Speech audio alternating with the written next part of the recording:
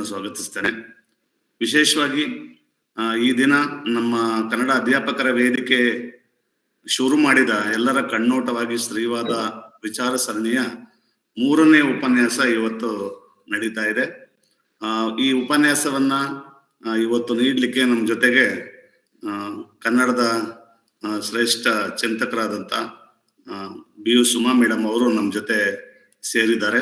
ಹಾಗಾಗಿ ನಮ್ಮ ವೇದಿಕೆ ಪರವಾಗಿ ಕರ್ನಾಟಕ ಮಹಿಳಾ ದೌರ್ಜನ್ಯ ವಿರೋಧಿ ಒಕ್ಕೂಟದ ಎಲ್ಲ ಬಳಗದ ಪರವಾಗಿ ಇಲ್ಲಿ ಹಾಜರಿರುವ ಎಲ್ಲ ಸಂವೇದನಶೀಲ ಮನಸ್ಸುಗಳ ಪರವಾಗಿ ಹೃತ್ಪೂರ್ವಕವಾಗಿ ಈ ಒಂದು ವಿಚಾರ ಸರಣಿ ಉಪನ್ಯಾಸಕ್ಕೆ ನಾವೆಲ್ಲರೂ ಸ್ವಾಗತಿಸ್ತೇವೆ.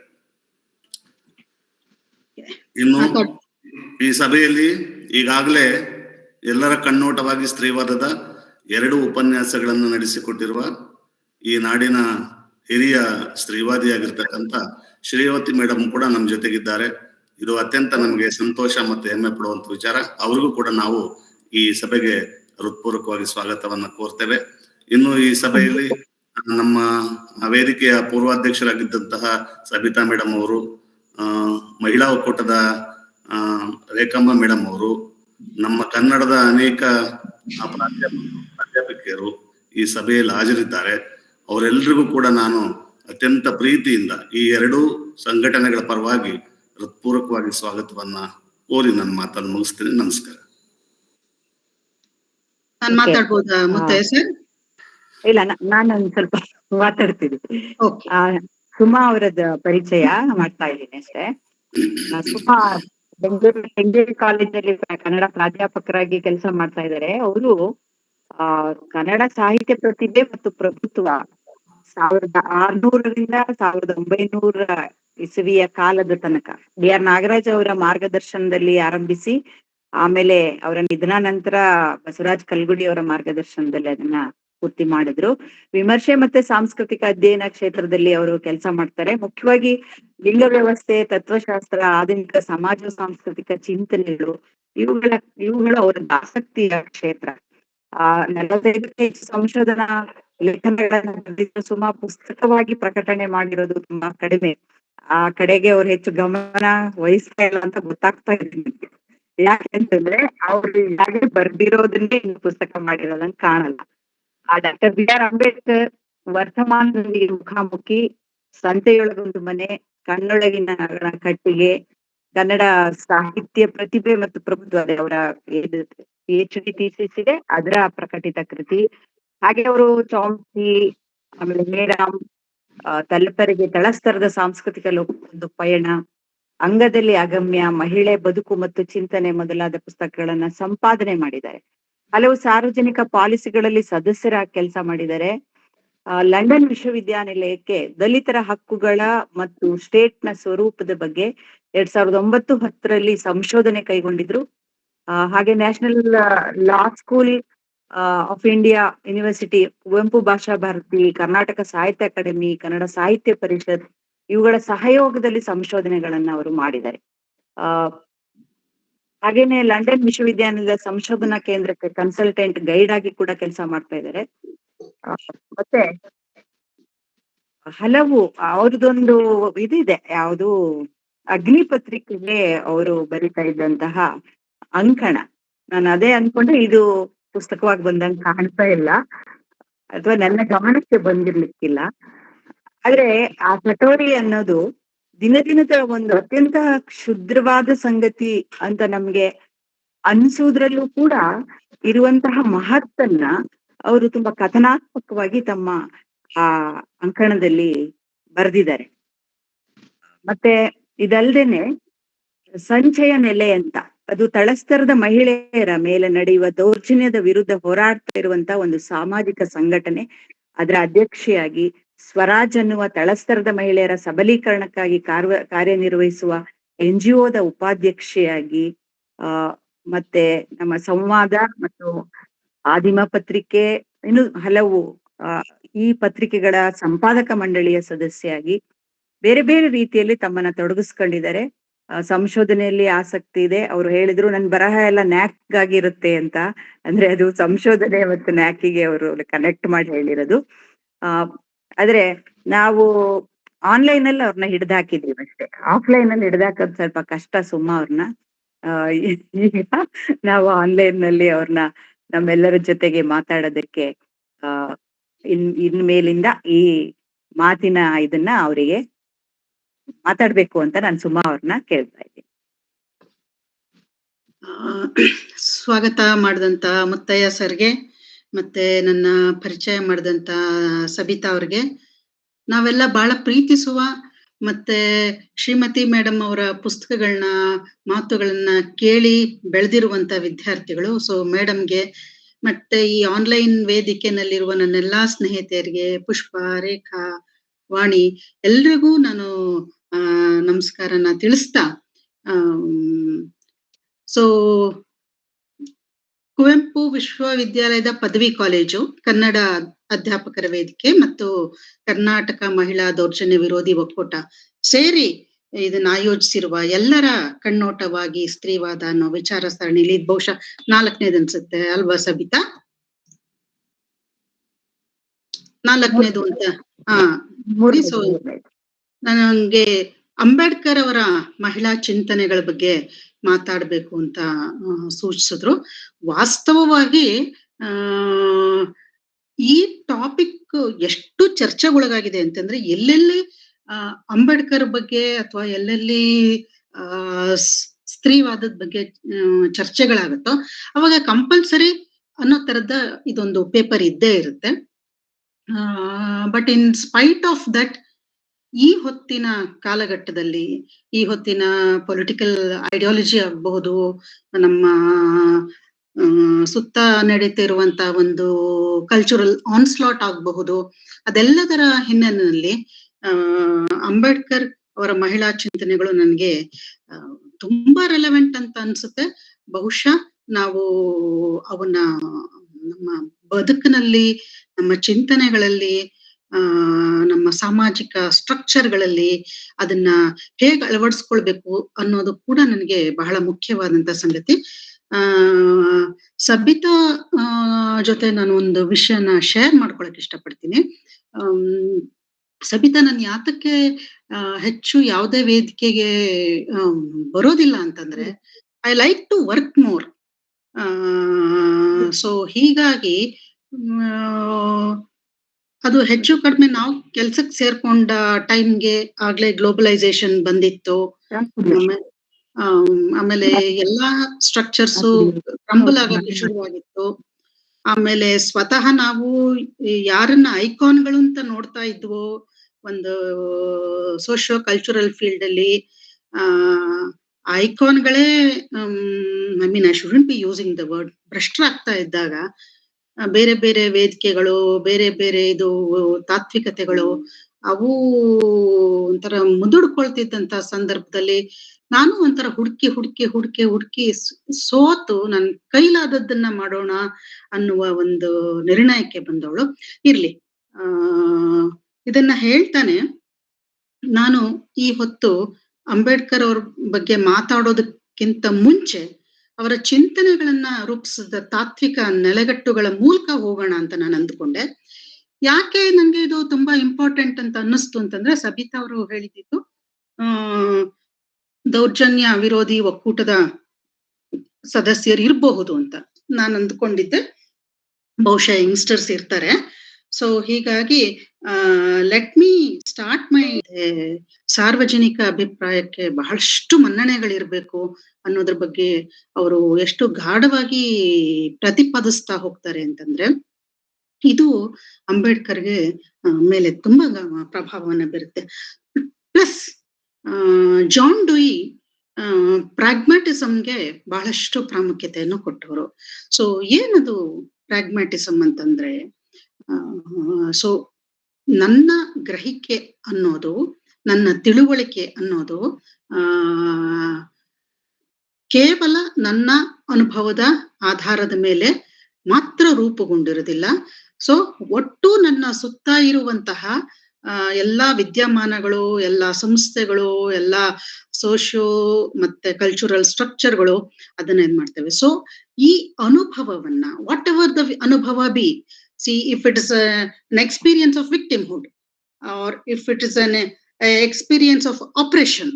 ಸೊ ಅದನ್ನ ನಿರ್ವಹಿಸೋದಕ್ಕೆ ಬಹಳ ಪ್ರಾಕ್ಟಿಕಲ್ ಆದಂತಹ ಟೂಲ್ಗಳನ್ನೇನೆ ನಾವು ಎವಾಲ್ವ್ ಮಾಡ್ಕೋಬೇಕು ಅನ್ನುವಂತಹ ಮಾತನ್ನ ಜಾನ್ ಡೂಯಿ ಹೇಳ್ತಾರೆ. ಸೊ ಇದನ್ನವರು ಪ್ರಾಗ್ಮ್ಯಾಟಿಸಮ್ ಅಂತ ಕರೀತಾರೆ. ನಾನು ಯಾಕೆ ಇದಿಷ್ಟನ್ನು ನಾನು ಆರಂಭದಲ್ಲೇ ಪರಿಚಯ ಮಾಡ್ಕೊಡ್ತಾ ಇದ್ದೀನಿ ಅಂತಂದ್ರೆ, ಅವರು ಯಾವಾಗ ಲಂಡನ್ಗೆ ಓದ್ಲಿಕ್ಕೆ ಹೋದ್ರು, ಅವರು ಈ 4 ವಿಷಯಗಳ ಬಗ್ಗೆ ಅಲ್ಲಿ ಬಹಳ ಪ್ರಭಾವಿತರಾಗ್ತಾರೆ. ಸೊ ಆ ಕಾರಣಕ್ಕಾಗಿ ನಮ್ಮ ಸಂವಿಧಾನದಲ್ಲಿ ಹೇಗೆ ಪ್ರಜಾಪ್ರಭುತ್ವದ ಅಂಶಗಳು, ನಾಗರಿಕ ಸಮಾಜದ ಅಂಶಗಳು, ಸಾರ್ವಜನಿಕ ಅಭಿಪ್ರಾಯ, ಸೊ ನಾವ್ ಯಾವುದನ್ನ ನಾವು ಹಕ್ಕುಗಳ ಚಳುವಳಿ ಅಂತ ಕರಿತೀವೋ, ಆಮೇಲೆ ಈ ಹೊತ್ತು ಸಾರ್ವಜನಿಕ ಅಭಿಪ್ರಾಯಗಳನ್ನ ಸೈಲೆನ್ಸ್ ಮಾಡಲಾಗ್ತಾ ಇದೆಯೋ, ವ್ಯಕ್ತಿಯ ಅಭಿಪ್ರಾಯ ಧ್ವನಿಗಳನ್ನ ಸೈಲೆನ್ಸ್ ಮಾಡಲಾಗ್ತಾ ಇದೆಯೋ, that was a very main thing for Ambedkar. ಹಾಗೇನೆ ಪ್ರಾಗ್ಮ್ಯಾಟಿಸಮ್ ಕೂಡ ಇದು ಬಹಳ ಮುಖ್ಯವಾದಂತಹ ಒಂದು ತಾತ್ವಿಕ ನೆಲೆಗೆಟ್ಟು. ಈ ಆಧಾರದ ಮೇಲೆನೆ ಅವರ ಮಹಿಳಾ ಚಿಂತನೆಗಳಾಗಬಹುದು, ಬೇರೆ ಯಾವುದೇ ಚಿಂತನೆಗಳಾಗಬಹುದು, ಇನ್ಕ್ಲೂಡಿಂಗ್ ಅದು ಎಕನಾಮಿಕ್ ಆದಂತಹ ಥಾಟ್ಸ್, ಸೋಷಿಯಲ್ ಥಾಟ್ಸ್, ಎನ್ವಿರಾನ್ಮೆಂಟ್ ಬಗೆಗಿನ ಥಾಟ್ಸ್, ಎಲ್ಲದಕ್ಕೂ ನಾವು ಅದನ್ನ ಅಪ್ಲೈ ಮಾಡ್ಕೊಂಡು ಹೋಗ್ಬೋದು. ನೆಕ್ಸ್ಟ್ ಕಾರ್ಲ್ ಮಾರ್ಕ್ಸ್, ಅದೆಲ್ರಿಗೂ ಗೊತ್ತಿರುವಂಥದ್ದು. ಬಟ್ ಇಲ್ಲಿ ಕಾರ್ಲ್ ಮಾರ್ಕ್ಸ್ ನ ಚಿಂತನೆಗಳಲ್ಲೂ ಕೂಡ ಅವರು ಬಹಳ ವಿಶೇಷವಾಗಿ ಹಿಸ್ಟಾರಿಕಲ್ ಮೆಟೀರಿಯಲಿಸಂ, ಚಾರಿತ್ರಿಕ ಭೌತವಾದ ಮತ್ತು ಸಮಾಜವಾದದ ಬಗ್ಗೆ ಬಹಳ ಪ್ರಭಾವಿತರಾಗ್ತಾರೆ. ಸೊ ಹಿಸ್ಟಾರಿಕಲ್ ಮೆಟೀರಿಯಲಿಸಂ ಅನ್ನೋದು ಅನ್ಈಕ್ವಲ್ ಡಿಸ್ಟ್ರಿಬ್ಯೂಷನ್ ಬಗ್ಗೆ ಮಾತಾಡೋದು. ಸೊ ಈ ಮಾತಿನ ಸಂದರ್ಭದಲ್ಲಿ ನಾನು ಅನ್ಈಕ್ವಲ್ ಡಿಸ್ಟ್ರಿಬ್ಯೂಷನ್ ಅನ್ನೋದನ್ನ ಪುರುಷ ಮತ್ತು ಮಹಿಳೆಯರ ಆಗಿರುವಂತಹ ಅನ್ಈಕ್ವಲ್ ಆದಂತಹ ಡಿಸ್ಟ್ರಿಬ್ಯೂಷನ್ ಅಂತ ಓದ್ಕೊಳ್ಬೇಕು ಅಥವಾ ಅದನ್ನ ಹಾಗೆ ಗ್ರಹಿಸ್ಕೊಳ್ಬೇಕು ಅಂತ ನಿಮ್ಮಲ್ಲಿ ವಿನಂತಿಸ್ಕೊಳ್ತೀನಿ. ಸಮಾಜವಾದ, ಸೊ ಕಾರ್ಲ್ ಮಾರ್ಕ್ಸ್ ನ ಸಮಾಜವಾದ ಕಲ್ಪನೆ ಬೇರೆ, ಅಂಬೇಡ್ಕರ್ ಅವರ ಸಮಾಜವಾದದ ಕಲ್ಪನೆ ಬೇರೆ ಆದ್ರೂ ಕೂಡ ಮೂಲಭೂತ ತಾತ್ವಿಕ ನೆಲೆಗಟ್ಟು ಅದೆರಡು ಒಂದೇನೆ ಆಗಿದೆ. ನೆಕ್ಸ್ಟ್ ಅಂಬೇಡ್ಕರ್ಗೆ ಬಹಳ ಮುಖ್ಯವಾಗಿ ಫ್ರೆಂಚ್ ಫಿಲಾಸಫಿ ಕೂಡ ಪ್ರಭಾವವನ್ನ ಬೀರ್ತು. ಇದಿಷ್ಟನ್ನು ನಾನು ಯಾತಕ್ಕೆ ಹೇಳ್ಬೇಕು ಅಂತ ಅಂದ್ಕೊಂಡೆ ಅಂತಂದ್ರೆ, ಇವತ್ತು ಎಲ್ರಿಗೂ ಚೆನ್ನಾಗಿ ಗೊತ್ತಿದೆ ಅಂಬೇಡ್ಕರ್ ಅವರ ಸಂವಿಧಾನ ಅನ್ನೋದು ಈ ದೇಶದ ಚಿಂತನೆಗಳಿಂದ, ಈ ದೇಶದ ರೂಟ್ಸ್ ಇಂದ ಅದು ರೂಪುಗೊಂಡಿರೋದಲ್ಲ, ಬಟ್ ಬೇರೆ ದೇಶದ ಚಿಂತನೆಗಳನ್ನ ಕಾಪಿ ಪೇಸ್ಟ್ ಮಾಡಿರೋದು ಅನ್ನುವಂತಹ ಮಾತುಗಳನ್ನ ನಮ್ಮ ಕಾಲಘಟ್ಟದಲ್ಲಿ ತುಂಬಾ ಕೇಳಿ ಬರ್ತಾ ಇದೀವಿ. ಯಾವ ಶಕ್ತಿಗಳು ಅಂಬೇಡ್ಕರ್ನ ಅಪ್ರೋಪ್ರಿಯೇಟ್ ಮಾಡ್ಕೊಳಕ್ಕೆ ಟ್ರೈ ಮಾಡ್ತಾ ಇದಾರೋ, ಅಟ್ ದ ಸೇಮ್ ಟೈಮ್ ಅದೇ ಶಕ್ತಿಗಳು ಈ ತರದ ಮಾತುಗಳನ್ನು ಕೂಡ ಆಡ್ತಾ ಇದ್ದಾರೆ. ಸೊ ಫ್ರೆಂಚ್ ಫಿಲಾಸಫಿಯಿಂದ ನಮ್ಮ ಸಂವಿಧಾನಕ್ಕೆ ಏನ್ ಬಂತು, ಮಹಿಳೆಯರಿಗೆ ಏನ್ ಬಂತು ಅನ್ನೋದು ನಿಮ್ಗೆಲ್ಲ ಚೆನ್ನಾಗಿ ಗೊತ್ತಿರೋ ವಿಷಯ. ಇದನ್ನ ನಾನು ಏನಕ್ಕೆ ಇಲ್ಲಿ ಬಹಳ ವಿಶೇಷವಾಗಿ ಪ್ರಸ್ತಾಪ ಮಾಡ್ತಿದ್ದೀನಿ ಅಂತಂದ್ರೆ, ಆಗಿನ ಕಾಲಘಟ್ಟದಲ್ಲಿ ಫ್ರಾನ್ಸ್ ಕೂಡ ಒಂದು ಕೊಲೋನಿಯಲೈಸ್ಡ್ ಕಂಟ್ರಿ ಆಗೋಗಿತ್ತು. ಸೊ ಒಂದು ಕೊಲೋನಿಯಲೈಸ್ಡ್ ಕಂಟ್ರಿ ಮತ್ತೆ ಇನ್ನೊಂದು ಕೊಲೋನಿಯಲೈಸ್ಡ್ ಕಂಟ್ರಿ, ಈ ಕಡೆ ಇಂಡಿಯಾ ಕೂಡ ಕೊಲೋನಿಯಲೈಸ್ಡ್ ಕಂಟ್ರಿ, ಆ ಕಡೆ ಫ್ರೆಂಚ್ ಕೂಡ ಕೊಲೋನಿಯಲೈಸ್ಡ್ ಕಂಟ್ರಿ. ಎರಡೂ ದೇಶಗಳಲ್ಲಿ ವಸಾಹತೀಕರಣಕ್ಕೆ ಒಳಗಾದಂತಹ ಪ್ರಜೆಗಳು ಏನೇನ ಕಳ್ಕೊಂಡಿರ್ತಾರೆ ಅದ್ರ ಬಗ್ಗೆ ಅವರು ಗಮನ ಹರಿಸ್ತಾ ಹೋದ್ರು. ಮತ್ತೆ ಭಾರತದಲ್ಲಿ ಮಹಿಳೆಯರ ವಿಷಯಕ್ಕೆ ಬಂದ್ರೆ ಅವರು ಹಲವಾರು ರೀತಿಯ ವಸಾಹತೀಕರಣದ ಅನುಭವವನ್ನ ಅವ್ರು ಅನುಭವಿಸ್ತಾ ಇರ್ತಾರೆ. ಸೊ ಇದೆಲ್ಲದರ ಹಿನ್ನೆಲೆಯಲ್ಲಿ ಫ್ರೆಂಚ್ ಫಿಲಾಸಫಿ ಹೇಳುವ ವೈಯಕ್ತಿಕ ಸ್ವಾತಂತ್ರ್ಯ ಆಗಬಹುದು, ಅದೊಂದು ಸಾಮಾಜಿಕ ಬದಲಾವಣೆ ಆಗಬಹುದು, ವೈಜ್ಞಾನಿಕ ಪ್ರಜ್ಞೆ ಆಗಬಹುದು, ಅಥವಾ ಪಾಸಿಟಿವಿಸಂ ಆಗಬಹುದು, ಎಲ್ಲವೂ ಕೂಡ ಬಹಳ ಮುಖ್ಯವಾಗಿ ಅಂಬೇಡ್ಕರ್ನ ಮಹಿಳೆಯರನ್ನ ಕುರಿತಾದಂತಹ ಅವ್ರ ಚಿಂತನೆಗಳೇನಿದ್ವು ಅದರ ಹಿನ್ನೆಲೆಯಲ್ಲಿ ಆ ಪ್ರಭಾವಗಳು ರೂಪುಗೊಂಡಿದೆ. ನೆಕ್ಸ್ಟ್ ಬೌದ್ಧ ತತ್ವಗಳು. ಆಕ್ಚುಲಿ ಬೌದ್ಧ ತತ್ವಗಳನ್ನ ನಾವು ಎಷ್ಟು ಮೈಕ್ರೋ ಲೆವೆಲ್ಗೆ ಇಳಿಸ್ಕೊಂಡು ನಾವು ಚರ್ಚೆ ಮಾಡ್ತಾ ಹೋಗ್ಬೋದು ಅಂತಂದ್ರೆ, ನಾನೊಂದು ಬೇಸಿಕ್ ಟೆನೆಟ್ ಆಗ್ಬಿಟ್ಟು ಅದನ್ನ ದುಃಖದ ಕಾರಣ ಮತ್ತು ನಿವಾರಣೆ ಅಂತ ಮಾತ್ರನೇ ನಾನು ಇವತ್ತು ಅದನ್ನ ಮಾಡ್ತಾ ಇದ್ದೀನಿ. So Ambedkar try to address sufferings. So sufferings of whom? Sufferings of grassroots communities, so sufferings of women. So ಎಷ್ಟರ ಮಟ್ಟಿಗೆ ಅಂತಂದ್ರೆ ಇಷ್ಟೊಂದು ಗ್ರಾಸ್ ರೂಟ್ ಕಮ್ಯುನಿಟೀಸ್ ಮತ್ತೆ ವಿಮೆನ್ ಬಗ್ಗೆ ಚಿಂತನೆ ಮಾಡಿದಂತಹ ಬೇರೆ ವ್ಯಕ್ತಿ ಇಲ್ಲ, ಮತ್ತೆ ಬೇರೆ ರಾಜಕೀಯ ನೀತಿ ಇಲ್ಲ ಅನ್ನುವಂತ ಮಾತನ್ನ ಸಂವಿಧಾನದ ತಜ್ಞ, ತಕ್ಷಣಕ್ಕೆ ಅವ್ರ ಹೆಸರು ನನ್ಗೆ ಜ್ಞಾಪಕ ಬರ್ತಾ ಇಲ್ಲ, ಅವ್ರು ಹೇಳ್ತಾರೆ. ಸೊ ಇನ್ ಟೋಟೋ ನಾವು ಸಾರಾಂಶದ ನೆಲೆಯಲ್ಲಿ ಹೇಳ್ಬೋದಾದ್ರೆ, ಅಂಬೇಡ್ಕರ್ ಮಹಿಳೆಯರ ಬಗ್ಗೆ ಮಾಡಿರುವ ಚಿಂತನೆಗಳನ್ನು ಕೂಡ ನಾವು ಸಾಮಾಜಿಕ ನ್ಯಾಯದ ಒಂದು ಚೌಕಟ್ಟಿನಗೆ ಎಳ್ಕೋಬೇಕಾಗುತ್ತೆ. ಯಾಕೆಂದ್ರೆ ಸಾಮಾಜಿಕ ನ್ಯಾಯ ಅನ್ನೋದು ಯಾವುದೇ ಒಂದು ಜಾತಿಗೆ, ಯಾವುದೇ ಒಂದು ಸಮುದಾಯಕ್ಕೆ ಸೇರಿದಂತಹ ಸಂಗತಿ ಅಲ್ಲ. ಅದು ಎಲ್ಲದಕ್ಕೂ ನಾವು ವಿಸ್ತರಿಸ್ಕೊಳ್ಬಹುದಾದಂತ ಸಂಗತಿ ಅನ್ನೋದನ್ನ ನಾನು ಈ ಮೂಲಕ ಹೇಳಲಿಕ್ಕೆ ಇಷ್ಟಪಡ್ತೀನಿ. ಈ ಇಷ್ಟು ವಿಷಯಗಳು ಅಂಬೇಡ್ಕರ್ ಅವರ ಚಿಂತನೆಗಳು, ಅದು ಮಹಿಳೆಯರ ಬಗೆಗಿನ ಚಿಂತನೆ ಆಗ್ಬಹುದು, ಒಟ್ಟು ಭಾರತೀಯ ಸಮಾಜದ ಬಗೆಗಿನ ಚಿಂತನೆ ಆಗ್ಬಹುದು, ಅದೆಲ್ಲವನ್ನು ರೂಪಿಸೋದಕ್ಕೆ ಅವು ಮುಖ್ಯವಾದ ಕಾರಣಗಳಾಗಿದ್ದಾವೆ. ಸೊ ಈ ಮಾತುಗಳಲ್ಲಿ ನಾನು ಯಾವ್ಯಾವ ವಿಷಯವನ್ನ ಪ್ರಸ್ತಾಪ ಮಾಡ್ತಾ ಹೋಗ್ತೀನಿ ಅನ್ನೋದನ್ನ ನಾನು ಇಲ್ಲಿ ನಿಮ್ಗೆ ಸ್ಲೈಡ್ ಅಲ್ಲಿ ತೋರಿಸ್ತಾ ಇದ್ದೀನಿ. ಒಟ್ಟು 6 ಮುಖ್ಯವಾದ ವಿಷಯಗಳನ್ನ ಚರ್ಚೆ ಮಾಡ್ತೀನಿ. ಮುಂಬೈ ಶಾಸಕಾಂಗ ಸಭೆಯಲ್ಲಿ ಅವರು ಮಂಡಿಸಿದಂತಹ ಮಸೂದೆಗಳಾಗ್ಬಹುದು ಅಥವಾ ಬಿಲ್ಗಳಾಗ್ಬಹುದು. ಎರಡನೇದು, ಅವರ ಭಾಷಣಗಳಲ್ಲಿ ಮಹಿಳೆಯರ ಬಗ್ಗೆ ವ್ಯಕ್ತವಾಗುವಂತಹ ಕಾಳಜಿಗಳು. ಮೂರನೇದು, ಬಹಳ ಮುಖ್ಯವಾದದ್ದು, ಈ ಹೊತ್ತು ಅದು ತೀವ್ರವಾದ ಚರ್ಚೆಗೆ ಒಳಗಾಗ್ತಾ ಇರುವಂತದ್ದು, ಹಿಂದೂ ಕೋಡ್ ಬಿಲ್. ಆಮೇಲೆ 4ನೇದು, ಭಾರತದಲ್ಲಿ ಮಹಿಳೆಯರನ್ನ ಯಾವ ರೀತಿ ರಚಿಸಲ್ಪಟ್ಟಿತ್ತು ಎನ್ನುವುದನ್ನ ಕುರಿತು ಅವರು ವಿಶ್ಲೇಷಣೆ ಮಾಡ್ತಾ ಹೋಗ್ತಾರೆ. ಆ ವಿಶ್ಲೇಷಣೆಯ ಸ್ವರೂಪ ಮತ್ತು ಅದರ ಸಾರಾಂಶವನ್ನ ನೆಕ್ಸ್ಟ್ ನಾನು ಚರ್ಚೆಗೆ ತಗೋತೀನಿ. ಅವರ ಕಾಲಘಟ್ಟದಲ್ಲಿ ಮಹಿಳಾ ಚಳುವಳಿಗೆ ಅವರು ಯಾವ ರೀತಿಯ ಚಾಲನೆಯನ್ನ ಕೊಟ್ರು ಅನ್ನೋದನ್ನ ಮತ್ತೆ ನಾನು ಚರ್ಚೆಗೆ ತಗೊಳ್ತೀನಿ. ಮಹಿಳೆಯರ ಸಬಲೀಕರಣಕ್ಕೆ ಅಂಬೇಡ್ಕರ್ ಅವರು ಕೊಟ್ಟಂತಹ ಕೊಡುಗೆಗಳೇನು. ಸೊ ಈ 6 ಅಂಶಗಳನ್ನ ಇಟ್ಕೊಂಡು ಅಂಬೇಡ್ಕರ್ ಮಹಿಳೆಯರ ಬದುಕಿಗೆ ಮತ್ತೆ ಅಂಬೇಡ್ಕರ್ ಚಿಂತನೆಗಳಲ್ಲಿ ವ್ಯಕ್ತವಾಗುವಂತಹ ಮಹಿಳೆಯರ ಬಗ್ಗೆ ಇರುವಂತಹ ವಿಷಯಗಳನ್ನ ನಾವು ಚರ್ಚಿಸ್ಬೋದು ಅಂತ ಅನ್ಕೋತೀನಿ.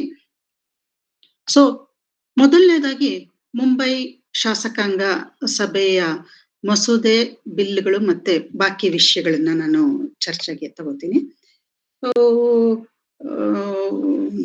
ಅಂಬೇಡ್ಕರ್ ಮುಂಬೈ ಶಾಸಕಾಂಗ ಸಭೆಯಲ್ಲಿ 1926 ಇಂದ 32 ತನಕ ಅವರು ಮೆಂಬರ್ ಆಗಿದ್ರು. ಆಮೇಲೆ 1938 ಅಲ್ಲಿ ಅವರು ಇಂಡಿಪೆಂಡೆಂಟ್ ರಿಪಬ್ಲಿಕನ್ ಪಾರ್ಟಿನಲ್ಲಿ ಗೆದ್ದ ನಂತರ ಅಲ್ಲಿ MLA ಆಗಿ ಕೂಡ ಅವರು ಕೆಲಸ ಮಾಡಿದ್ರು.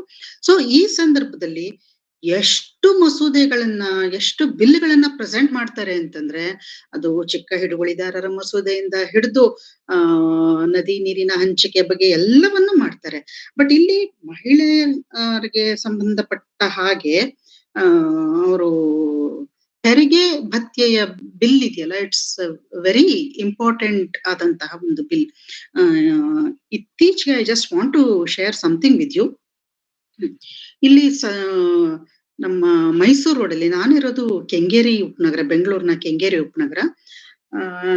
ಸೊ ಮೈಸೂರು ರೋಡಲ್ಲಿ ಸಿಕ್ಕಾಪಟ್ಟೆ ಸಾಲು ಸಾಲಾಗಿ ಗಾರ್ಮೆಂಟ್ಸ್ ಫ್ಯಾಕ್ಟ್ರಿಗಳಿದಾವೆ. ಸುಮಾರು 14-15 ವರ್ಷ ಗಾರ್ಮೆಂಟ್ಸ್ ಫ್ಯಾಕ್ಟ್ರಿನಲ್ಲಿ ಕೆಲಸ ಮಾಡಿರುವಂತ ಹೆಣ್ಮಗಳು, ಅವಳು ನಮ್ಮನೆ ಹತ್ರನೇ ಇದ್ದಾಳೆ, ಪೂರ್ಣಿಮಾ ಅಂತ ಹೇಳಿ. ಸೊ ಅವಳ ಹೆರಿಗೆ ರಜವನ್ನ ಕೊಡ್ಲಿಲ್ಲ. ಸೊ ನಾನು ಅವಳಿಗೆ ಒಂದು ಇದನ್ನ ಕೊಟ್ಟು ಕಳಿಸ್ದೆ, ಒಂದು ಡಾಕ್ಯುಮೆಂಟ್ ಅನ್ನ. ಸತತವಾಗಿ ಯಾವುದೇ ಕಂಪ್ನಿನಲ್ಲಾಗ್ಲಿ ಅಥವಾ ಸಂಸ್ಥೆನಲ್ಲಾಗ್ಲಿ 60 ದಿನಗಳ ಕಾಲ ಕೆಲಸ ಮಾಡಿದ್ರೆ ಅದು ವೇತನ ಸಹಿತ ರಜೆಗೆ ನಮ್ಗೆ ಹಕ್ಕಿರುತ್ತೆ ಅಂತ ಹೇಳ್ಬಿಟ್ಟು. ಸೊ ಇವಾಗ ನಾವು ಡೆವಲಪ್ಮೆಂಟ್ ಅಂತ ಮಾತಾಡ್ತೀವಿ, ಮತ್ತೆ ಗ್ಲೋಬಲೈಸ್ಡ್ ಎಕನಾಮಿಕ್ ಪಾಲಿಸಿ ಏನ್ ಇಟ್ಕೊಂಡಿದ್ದ ಸಂದರ್ಭದಲ್ಲಿ ಕೂಡ ಇಲ್ಲಿ ಭಾರತದಲ್ಲಿ ಅನ್ಆರ್ಗನೈಸ್ ಸೆಕ್ಟರ್ ನಲ್ಲಿ, ಆಮೇಲೆ ಕೆಲವು ವಿಶ್ವವಿದ್ಯಾಲಯಗಳಲ್ಲಿ ಔಟ್ಸೋರ್ಸ್ ಎಂಪ್ಲಾಯೀಸ್ ಇರ್ತಾರಲ್ಲ, ಅವರಿಗೆ ವೇತನ ಸಹಿತ ರಜೆನ ಅವರು ಇವತ್ತಿಗೂ ಕೊಡ್ತಾ ಇಲ್ಲ. ಸೊ ಆ ಸಂದರ್ಭದಲ್ಲಿ ಮಹಿಳೆಯರಿಗೆ ವೇತನ ಸಹಿತ ರಜೆಯನ್ನ ಕೊಡಬೇಕು ಅಂತ ಒತ್ತಾಯ ಮಾಡ್ತಾ ಅಂಬೇಡ್ಕರ್ ಬಹಳ ಇಂಪಾರ್ಟೆಂಟ್ ಆದಂತ ಒಂದು ಮಾತನ್ನ ಹೇಳ್ತಾರೆ. ಒಂದು ನೇಷನಿನ ಡೆವಲಪ್ಮೆಂಟ್ಗೆ, ಒಂದು ನೇಷನಿನ ಎಕಾನಮಿಗೆ, ಒಂದು ನೇಷನಿನ ಉತ್ಪಾದನೆಗೆ, ಒಂದು ರಾಷ್ಟ್ರದಲ್ಲಿ ಯಾವ ಯಾವ ರೀತಿಯ ಉತ್ಪಾದನೆಗಳಾಗುತ್ತೋ, ಆರ್ಥಿಕ ಅಭಿವೃದ್ಧಿ ಆಗುತ್ತೋ 50% ಕಾಂಟ್ರಿಬ್ಯೂಷನ್ ಮಹಿಳೆಯರ್ ಇರುತ್ತೆ. ಸೊ ಹೀಗಾಗಿ ವೇತನ ಸಹಿತ ರಜೆಯನ್ನು ಕೊಡುವುದರ ಮೂಲಕ ಮಾತ್ರವೇ ನಾವು 50% ಆಫ್ ಹ್ಯೂಮನ್ ರಿಸೋರ್ಸ್ ನಾವು ಆರೋಗ್ಯದಿಂದ ಇಟ್ಕೊಳಕ್ ಸಾಧ್ಯ ಅಂತ ಹೇಳ್ತಾರೆ. ಸೊ ಈ ಕಡೆ ಅವ್ರನ್ನ ವ್ಯಕ್ತಿಯಾಗಿಯೂ ನೋಡ್ತಾ, ಈ ಕಡೆ ರಿಸೋರ್ಸ್ ಅನ್ನಾಗಿಯೂ ನೋಡ್ತಾ ಅಂಬೇಡ್ಕರ್ ನೋಡೋದಿದೆಯಲ್ಲ, while women was treated as a commodity, ಒಂದು ರಿಸೋರ್ಸ್ ಆಗಿ ಅಂಬೇಡ್ಕರ್ ನೋಡೋದು ನನಗದು ಬಹಳ ಇಂಪಾರ್ಟೆಂಟ್ ಅಂತ ಅನ್ಸುತ್ತೆ. ಅಂಡ್ ಅದೊಂದು ಎಂಥ ವಿಷನರಿ ಆದಂತ ಒಂದು ದೃಷ್ಟಿಕೋನ ಅಂತ ಅನ್ಸುತ್ತೆ. ನೆಕ್ಸ್ಟ್, ಮಹಿಳೆಯರಿಗೆ ಮಗುವಿನ ಜನನದ ನಿಯಂತ್ರಣದ ಹಕ್ಕಿನ ಬಗ್ಗೆ ಕೂಡ ಅವರು ಪ್ರಸ್ತಾಪವನ್ನ ಮಾಡ್ತಾರೆ. ಯಾಕೆ ಅಂತಂದ್ರೆ ಇದಕ್ಕೆ ವೈಯಕ್ತಿಕವಾದಂತ ಒಂದು ಕಾರಣ ಕೂಡ, ಅವ್ರ ತಾಯಿ ತುಂಬಾ ಮಕ್ಕಳಾಗ್ಬಿಟ್ಟು ಅವರು ತೀರ್ ಹೋಗ್ತಾರೆ ಅವರು. ಸೊ ಮಹಿಳೆಯ ಬಾಡಿಯ ಬಗ್ಗೆ ಯಾರಿಗೆ ಹಕ್ಕಿದೆ ಎನ್ನುವಂತಹ ಒಂದು ಬೇಸಿಕ್ ನ ಪ್ರಶ್ನೆಯನ್ನ ಇದು ಅಡ್ರೆಸ್ ಮಾಡ್ತಾ ಬರುತ್ತೆ ಇದು. So even you are a married, ನಮ್ಮಲ್ಲಿ ಬಹಳ ಖ್ಯಾತನಾದ ಮತ್ತಿವತ್ತು ಜಾರಿಗೆ ಬರ್ತಾ ಇರುವ ಮನು ಹೇಳಿರೋ ಪ್ರಕಾರ, ನಾವು ಯಾವ್ಯಾವ ವಯಸ್ಸಲ್ಲಿ ಯಾರ್ಯಾರ ಅಧೀನರಾಗಿರ್ಬೇಕು ಅಂತ ಹೇಳ್ಬಿಟ್ಟು ಠರಾವನ್ನ ಹೊರಡಿಸ್ತಾನವನು. ಆಮೇಲೆ ಆ ಠರಾವು ಇತ್ತೀಚಿನ ದಿನಗಳಲ್ಲಿ ಪಾಸ್ ಮಾಡುವ ರೀತಿಯ ಯೋಜನೆಗಳು ಕೂಡ ಬರ್ತಾ ಇದೆ. ಅಂತ ಟೈಮಲ್ಲಿ ಮಹಿಳೆಯ ದೇಹದ ಹಕ್ಕನ್ನ ಮಹಿಳೆಗೆ ಕೊಡೋದು it's a very important thing. So ಆ ಕಾರಣಕ್ಕೋಸ್ಕರ ಜನನದ ನಿಯಂತ್ರಣದ ಹಕ್ಕಿನ ಪ್ರಸ್ತಾಪವನ್ನ ಮಾಡಿದಾಗ I feel it's very important. Next, ಶಾಸಕಾಂಗ ಸಭೆಯಲ್ಲೇನೆ ತಳಸ್ತರದ ಕಾರ್ಮಿಕರ ಕಲ್ಯಾಣದ ಪರವಾದ ಬಜೆಟ್ ಅನ್ನ ಮಂಡಿಸ್ತಾ ಹೋಗ್ತಾರೆ ಅವರು. ಸೊ ಇವತ್ತು ವೆಲ್ಫೇರ್ ಸ್ಟೇಟ್ ನ ಕಲ್ಪನೆಗಳು ಕುಸಿತಾ ಇರುವಂತ ಸಂದರ್ಭ. ಸೊ ನಮ್ಗೆ ಇವಾಗ ಎಲ್ಲಾ ಗೊತ್ತಿದೆ, ವೆಲ್ಫೇರ್ ಸ್ಟೇಟ್ ಅನ್ನ ಹಿಡಿದಿಟ್ಕೊಂಡಿದ್ದಂತಹ ಯಾವ ಯಾವ ಇನ್ಸ್ಟಿಟ್ಯೂಷನ್ಗಳಿದ್ವೋ, ಯಾವ ಯಾವ ಕಮಿಷನ್ಗಳಿದ್ವೋ, ಆ ಎಲ್ಲಾ ಇನ್ಸ್ಟಿಟ್ಯೂಷನ್ಗಳನ್ನ, ಎಲ್ಲಾ ಕಮಿಷನ್ಗಳನ್ನ ಅದು ರದ್ದು ಮಾಡಲಾಗ್ತಾ ಇದೆ. Atmanirbhar Bharat is becoming more important then welfare state. So Atmanirbhar Bharat ಅನ್ನುವ ಕಾನ್ಸೆಪ್ಟೇನೆ ಅದು ಸಂಪೂರ್ಣವಾಗಿ ಸೋಶಿಯಾಲಜಿಸ್ಟ್ ಮಾಲ್ಥೂಸ್ ಹೇಳ್ತಾನಲ್ಲ, ಯಾವಾಗ ಈ ಕ್ಯಾಪಿಟಲಿಸ್ಟ್ ಶಕ್ತಿಗಳು ತುಂಬಾ ಪ್ರವರ್ಧಮಾನಕ್ಕೆ ಬಂದ್ಬಿಡ್ತಾವೋ, ಅವು ಕ್ಯಾಪಿಟಲಿಸಂಗೆ ಪೂರಕವಾದಂತಹ ಆರ್ಥಿಕ ನೀತಿಗಳನ್ನೇ ಅವು ಮಂಡಿಸ್ತಾ ಹೋಗ್ತವೆ. ಅವಾಗ ಸಮಾಜದಲ್ಲಿ ತೀವ್ರವಾದಂತಹ ಇಂಬ್ಯಾಲೆನ್ಸ್ ಕ್ರಿಯೇಟ್ ಆಗ್ತಾ ಹೋಗುತ್ತೆ. ಆ ಕ್ರಿಯೇಟ್ ಆಗುವ ಸಂದರ್ಭದಲ್ಲಿ ಗ್ರಾಸ್ ರೂಟ್ ಕಮ್ಯುನಿಟೀಸ್ ಪರಿಧಿಗೆ ಸರಿಲೇಬೇಕಾದಂತ ಒಂದು ಅನಿವಾರ್ಯತೆ ಬರುತ್ತೆ ಅನ್ನುವಂತ ಮಾತನ್ನ ಮಾಲ್ಥೂಸ್ ಹೇಳ್ತಾನೆ. ಸೊ ಫಸ್ಟ್ ಮತ್ತೆ ಸೆಕೆಂಡ್ ವರ್ಲ್ಡ್ ವಾರ್ ನ ಸಂದರ್ಭದಲ್ಲಿ ಈ ಎಲ್ಲಾ ವಿದ್ಯಮಾನಗಳಿಗೂ ಕೂಡ ವಿಶ್ವ ಸಾಕ್ಷಿಯಾಗ್ತಾ ಹೋಯ್ತು. ಈ ಎಲ್ಲದರ ಹಿನ್ನೆಲೆಯಲ್ಲಿ ಭಾರತದಲ್ಲಿದ್ದಂತಹ ಸಾಮಾಜಿಕ ಶ್ರೇಣೀಕರಣದ ವ್ಯವಸ್ಥೆ, ಮತ್ತೆ ಈ ಶ್ರೇಣೀಕರಣದ ವ್ಯವಸ್ಥೆನಲ್ಲಿ ಯಾರ್ಯಾರು ಎಲ್ಲೆಲ್ಲಿರ್ತಾರೆ, ಮತ್ತೆ ಮಹಿಳೆಯರು ಅಂತನೂ ಎಲ್ಲಿರ್ತಾರೆ ಅನ್ನೋದನ್ನ ಅವರು ತುಂಬಾ ಸ್ಪಷ್ಟವಾಗಿ ಗ್ರಹಿಸ್ಕೊಂಡು, ತಳಸ್ತರದ ಕಾರ್ಮಿಕರ ಕಲ್ಯಾಣ ಅನ್ನೋದು ಕೇವಲ ಪುರುಷರಿಗೆ ಸೀಮಿತವಾದಂತಹ ಬಜೆಟ್ ಅಲ್ಲ, ಅದರಲ್ಲಿ ಮಹಿಳೆಯರ ಉಲ್ಲೇಖ ಕೂಡ ಮಾಡ್ತಾ ಅದಕ್ಕೆ ಇಷ್ಟು ಪರ್ಸೆಂಟ್ ಅನ್ನ ನೀವು ತೆಗೆದಿಡಬೇಕು ಅನ್ನುವಂತ ಮಾತನ್ನ ಅವರು ಹೇಳ್ತಾರೆ. ಸೊ ಇವತ್ತಿಗೂ ಕೂಡ ನಾವು ಬಜೆಟ್ ನ ಮಂಡನೆಗಳನ್ನ ನೋಡಿದ್ರೆ ಗ್ರಾಸ್ ರೂಟ್ ಕಮ್ಯುನಿಟೀಸ್ಗೆ ಮತ್ತೆ ಮಹಿಳೆಯರಿಗೆ ಎಷ್ಟು ಬಜೆಟ್ ಅನ್ನ ಸರ್ಕಾರಗಳು ತೆಗೆದಿಡ್ತವೆ ಅನ್ನೋ ಪ್ರಶ್ನೆಗಳನ್ನ ನಾವು ಹಾಕೊಂಡಾಗ ತುಂಬಾ ಕಡಿಮೆ ಬಜೆಟ್ ಅನ್ನ ಅವು ತೆಗೆದಿಟ್ಟಿರ್ತವೆ. ಬಟ್ ಮಹಿಳೆಯರ ಕಲ್ಯಾಣಕ್ಕೋಸ್ಕರ ಇಷ್ಟು ಬಜೆಟ್, ಅದರಲ್ಲೂ ಅನ್ಆರ್ಗನೈಸ್ಡ್ ಸೆಕ್ಟರ್ ನಲ್ಲಿ ದುಡಿತಾ ಇರುವಂತ ಕಾರ್ಮಿಕರಿಗೆ ಇಷ್ಟನ್ನ ಮೀಸಲಾಗಿ ಇಡಬೇಕು ಅಂತ ಹೇಳೋದಿದೆಯಲ್ಲ, ಅದು ಬ್ಯಾಲೆನ್ಸ್ ವಿಮೆನ್ ಅನ್ನ ಎಂಪವರ್ ಮಾಡುವ, ಮತ್ತೆ ವಿಮೆನ್ಗೆ ಬೇರೆ ರೀತಿಯ ಒಂದು ಸ್ಪೇಸ್ ಅನ್ನ ಕ್ರಿಯೇಟ್ ಮಾಡುವ, ಈ ಕಡೆ ಏಕಕಾಲಕ್ಕೆ ಎಕಾನಮಿಕ್ ಈ ಮಾರ್ಕೆಟ್ ನಲ್ಲಿ ಕೂಡ ವಿಮೆನ್ ಭಾಗವಹಿಸ್ತಾ ಹೋಗ್ತಾರೆ, ಸೋಷಿಯಲ್ ಸ್ಟೇಟಸ್ ಅಪ್ಗ್ರೇಡ್ ಆಗ್ತಾ ಹೋಗುತ್ತೆ, ವೈಯಕ್ತಿಕ ನೆಲೆಯಲ್ಲಿ ಕಾನ್ಫಿಡೆನ್ಸ್ ಕೂಡ ಇದಾಗ್ತಾ ಹೋಗ್ತಾರೆ. At the same time she can also contribute to the family. So ಒಂದೇ ಒಂದು ಸಣ್ಣ ಬಿಲ್, ಒಂದು ಸಣ್ಣ ಮಸೂದೆ ಎಷ್ಟು ರೀತಿಯ ಅವಕಾಶಗಳನ್ನ ಮಹಿಳೆಯರಿಗದು ತೆರೆದುಕೊಟ್ಟು ಬಿಡುತ್ತೆ ಅಂತಂದ್ರೆ it is simply amazing and very interesting. ಏನಂತಂದ್ರೆ ಇವುಗಳ ಬಗ್ಗೆ ತೀವ್ರವಾದಂತ ವಿರೋಧ ಆಗಿನ ಕಾಲದ ಪುನರುಜ್ಜೀವನದ ಮುಂಚೂಣಿಯಲ್ಲಿದ್ದಂತಹ ಹೋರಾಟಗಾರರಿಂದ ಬಂತು ಅನ್ನೋದು ಅದು ಬೇರೊಂದು ಕತೆ. Okay, let me get back. So viceroy executive ಕಮಿಟಿಯ ಸದಸ್ಯರಾಗಿ ಅಂಬೇಡ್ಕರ್ ಕೆಲಸ ಮಾಡ್ತಿದ್ದಂತಹ ಕಾಲದಲ್ಲಿ ಮಹಿಳೆಯರ ಔದ್ಯೋಗಿಕ ಪರಿಸರ, ಅದೊಂದು ಬೆಟರ್ ವರ್ಕಿಂಗ್ ಕಂಡೀಷನ್ ಅನ್ನ ಸ್ಥಾಪಿಸೋದಕ್ಕೆ ಅವರು ಬಹಳ ಒತ್ತಾಯವನ್ನ ಮಾಡ್ತಾರೆ. ನಮಗೆ ಎಸ್ಪೆಷಲಿ ಇಲ್ಲಿ ಪುಷ್ಪ ಆಗ್ಬೋದು, ಸಬಿತಾ ಆಗ್ಬೋದು, ನಾವೆಲ್ಲ ಗೌರ್ಮೆಂಟ್ ಕಾಲೇಜಲ್ಲಿ ಕೆಲಸ ಮಾಡಿದವರು. ನಮ್ಗೆ ಟಾಯ್ಲೆಟ್ ಫೆಸಿಲಿಟೀಸ್ ಕೂಡ ತುಂಬಾ ಕಷ್ಟವಾಗಿರುತ್ತೆ. Sabita, I want to share something with you. I mean, with all of you. 2017ಗೆ ಸೆಕೆಂಡ್ ಸೈಕಲ್ ನ್ಯಾಕ್ ಕೆಲಸ ಮಾಡ್ತಾ ಇದ್ದಂತ ಸಂದರ್ಭ, ಹಗಲು ರಾತ್ರಿ ಕೆಲಸ ಮಾಡ್ತಾ ಇದ್ವಿ. ಆವಾಗ I was under going menopause.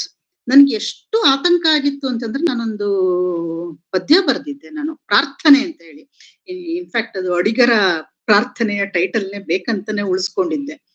So ಆ ಕಾಲದಲ್ಲಿ ನನಗೆ ಒಂಥರ ಸುನಾಮಿಯ ಒಡ್ಡು ಒಡೆದಂತೆ ನನಗೆ ಆತರ ಒಡೆದುಕೊಳ್ಳದೆ ಇರ್ಲಪ್ಪ, ಅಕಸ್ಮಾತ್ ಹಂಗ್ ಒಡ್ಕೊಂಡ್ರೂ ಕೂಡ ಒಂದು ಟಾಯ್ಲೆಟ್ ಆದ್ರೂ ಸಿಕ್ಲಪ್ಪ, ಟಾಯ್ಲೆಟ್ ಸಿಕ್ಕದೆ ಹೋದ್ರುನು ನ್ಯಾಪ್ಕಿನ್ಗಳನ್ನ ಎಸೆಯೋದಕ್ಕೆ ಕರೆಕ್ಟ್ ಆದ ಜಾಗದಲ್ಲಿ ಒಂದು ಡಸ್ಟ್ ಬಿನ್ ಆದ್ರೂ ಇರ್ಲಪ್ಪ ಅಂತ ಹೇಳ್ಬಿಟ್ಟು ನಾನೊಂದು ಪದ್ಯನ ಬರ್ದಿದ್ದೆ.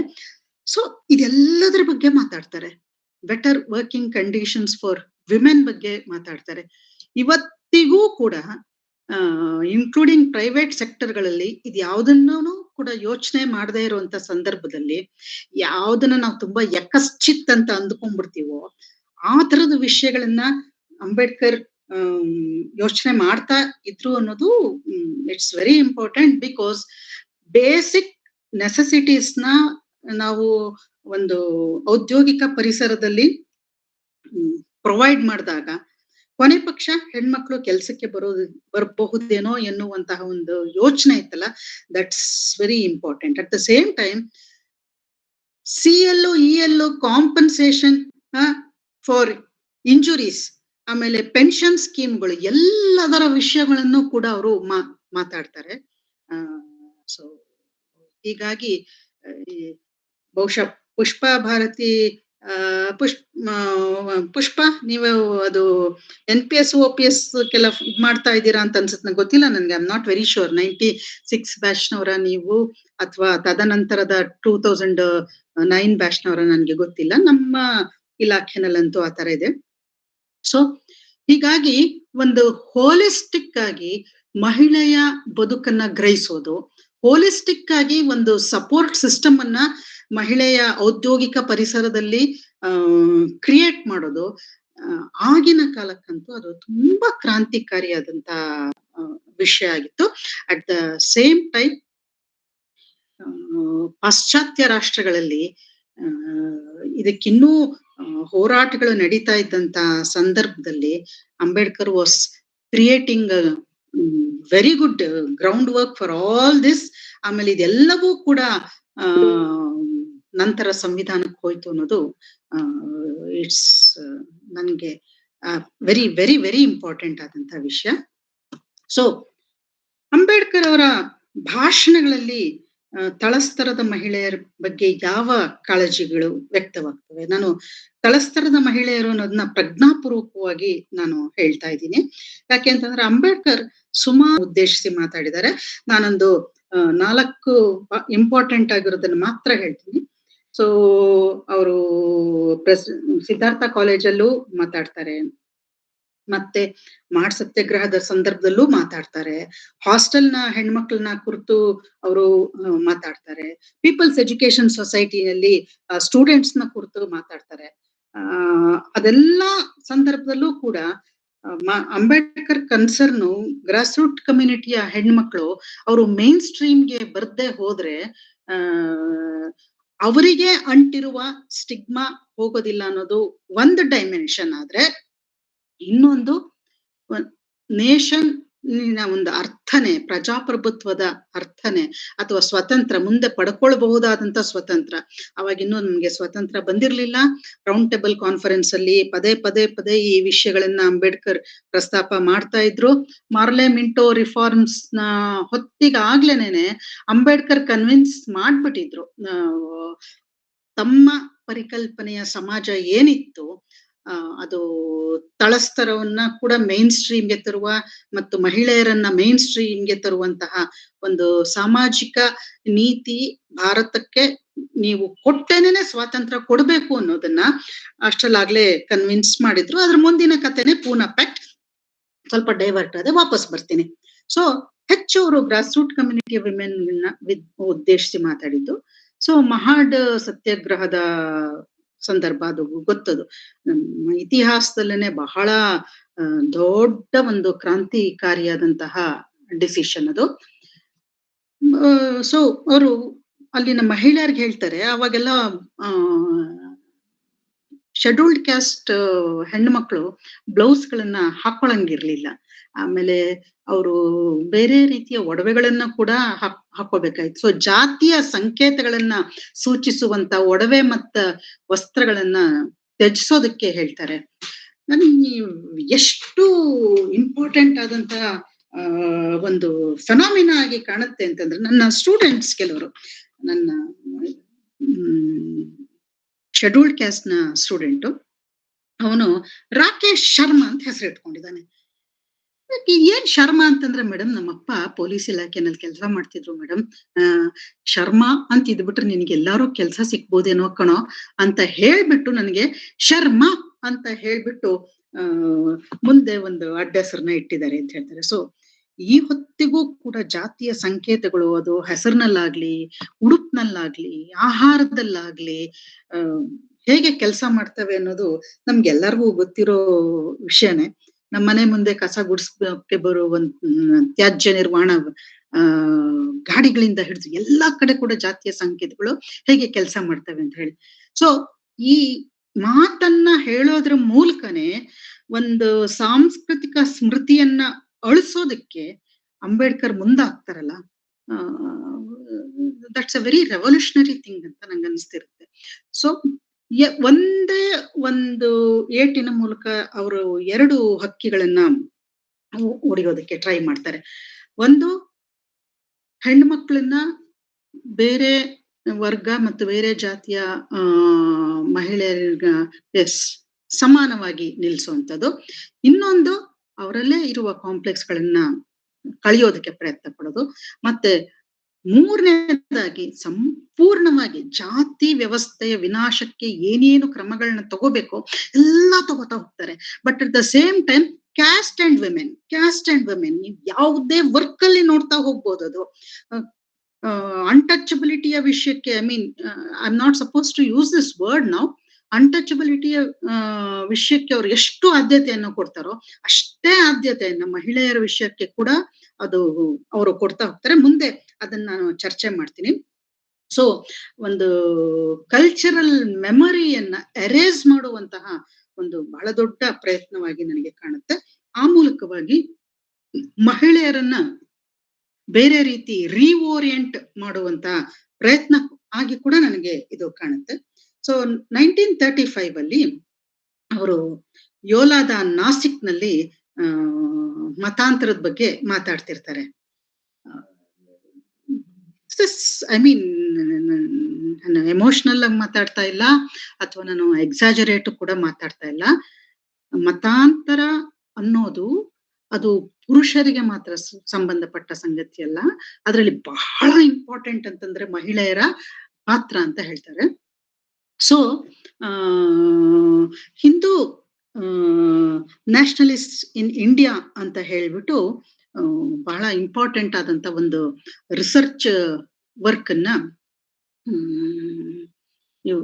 ಅವರ ಹೆಸರು ನನ್ಗೆ ಜ್ಞಾಪಕ ಬರ್ತಿಲ್ಲ, ಇಬ್ರು ಸೇರ್ಕೊಂಡು ಮಾಡಿರುವಂತಹ ರಿಸರ್ಚ್ ವರ್ಕ್. ಅದನ್ನ ನಾನು ಪದೇ ಪದೇ ಪ್ರಸ್ತಾಪ ಮಾಡಿದ್ದೀನಿ. ನಾನು ಅದನ್ನ ಇಬ್ರು ಸೋಷಿಯಾಲಜಿಸ್ಟ್ಗಳು ಸೇರಿ ಮಾಡಿರೋದು ಸೇಜ್ ಪಬ್ಲಿಕೇಶನ್ ನಲ್ಲಿ ಪ್ರಕಟ ಆಗಿದೆ. ಆ ಹಿಂದೂ ನ್ಯಾಷನಲಿಸ್ಟ್ ಇನ್ ಇಂಡಿಯಾ ಅನ್ನೋ ಪುಸ್ತಕದಲ್ಲಿ ಇಡೀ ಈ ಹಿಂದುತ್ವದ ಐಡಿಯಾಲಜಿ ಭಾರತದಾದ್ಯಂತ ಬಿಟ್ವೀನ್ 80s ಅಂಡ್ 90s ಅಲ್ಲಿ ಅಷ್ಟು ತೀವ್ರವಾಗಿ, ಅಷ್ಟು ಶೀಘ್ರವಾಗಿ ಮತ್ತಷ್ಟು ವೇಗವಾಗಿ ಅದು ಹರಡೋದಕ್ಕೆ ಹೌ ವಿಮೆನ್ ಬಿಕಮ್ ಚಾನೆಲ್ಸ್ ಅನ್ನೋದನ್ನ ಅವರು ಹೇಳ್ತಾ ಹೋಗ್ತಾರೆ.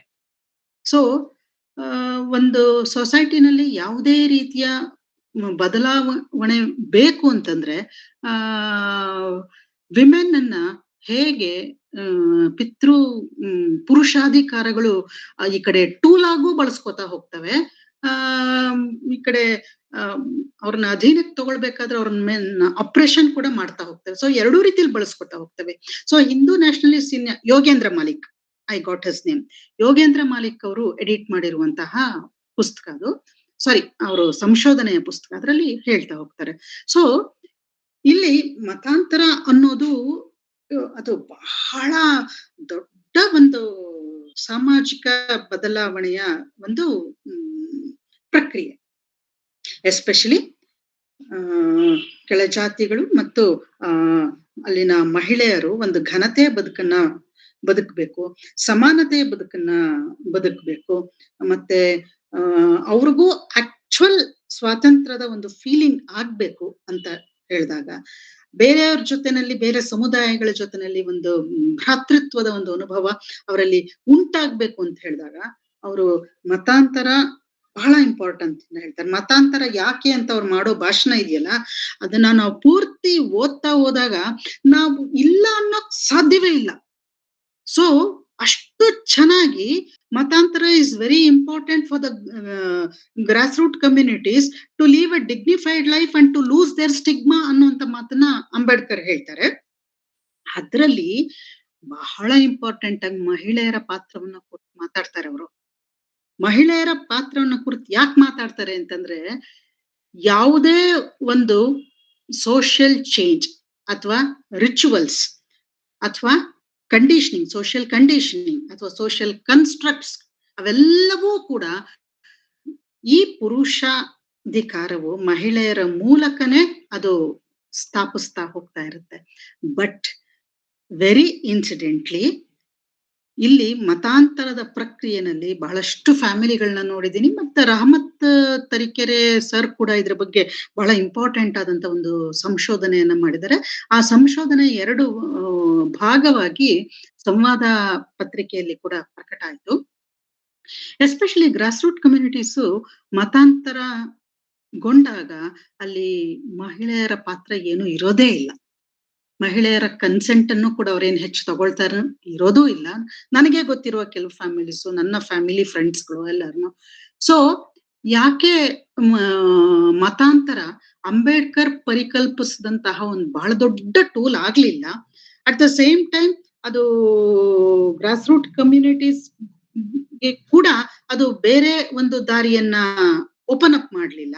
ಗ್ರಾಸ್ ರೂಟ್ ಕಮ್ಯುನಿಟಿಯ ವಿಮೆನ್ಗೂ ಕೂಡ ಅದು ಬೇರೆ ಒಂದು ದಾರಿಯ ಓಪನ್ ಅಪ್ ಮಾಡ್ಲಿಲ್ಲ ಅಂತಂದ್ರೆ, ಮತಾಂತರಗೊಂಡವರಲ್ಲಿ ಕೂಡ ಸಂಸ್ಕೃತಿ ಅನ್ನೋದಾಗ್ಲಿ ಅಥವಾ ಧಾರ್ಮಿಕವಾದಂತಹ ನಂಬಿಕೆಗಳಾಗ್ಲಿ ಹೈಬ್ರಿಡೈಸ್ಡ್ ಆಗಿ ಅವು ವ್ಯಕ್ತವಾಗ್ತಾ ಹೋದ ಕಾರಣ ಮತಾಂತರ ಒಂದು ಟ್ಯಾಗ್ ಆಗಿ ಆಕ್ಚುಯಲ್ ಹಿಂದೂಯಿಸಂನ ಕಳ್ಕೊಳ್ದೆ ಹೋದ ಕಾರಣ ಅದೇನಾಗೋಯ್ತು ಅಂತಂದ್ರೆ ಇಟ್ ನೆವರ್ ವರ್ಕ್. ಆಮೇಲೆ I shouldn't be saying this, ಯಾರ್ಯಾರು ಏನೇನ್ ನನಗೆ ಧರ್ಮದೇಟುಗಳು ಹೊಡಿತಾರೋ ನನಗೂ ಗೊತ್ತಿಲ್ಲ. ನನ್ಗೆ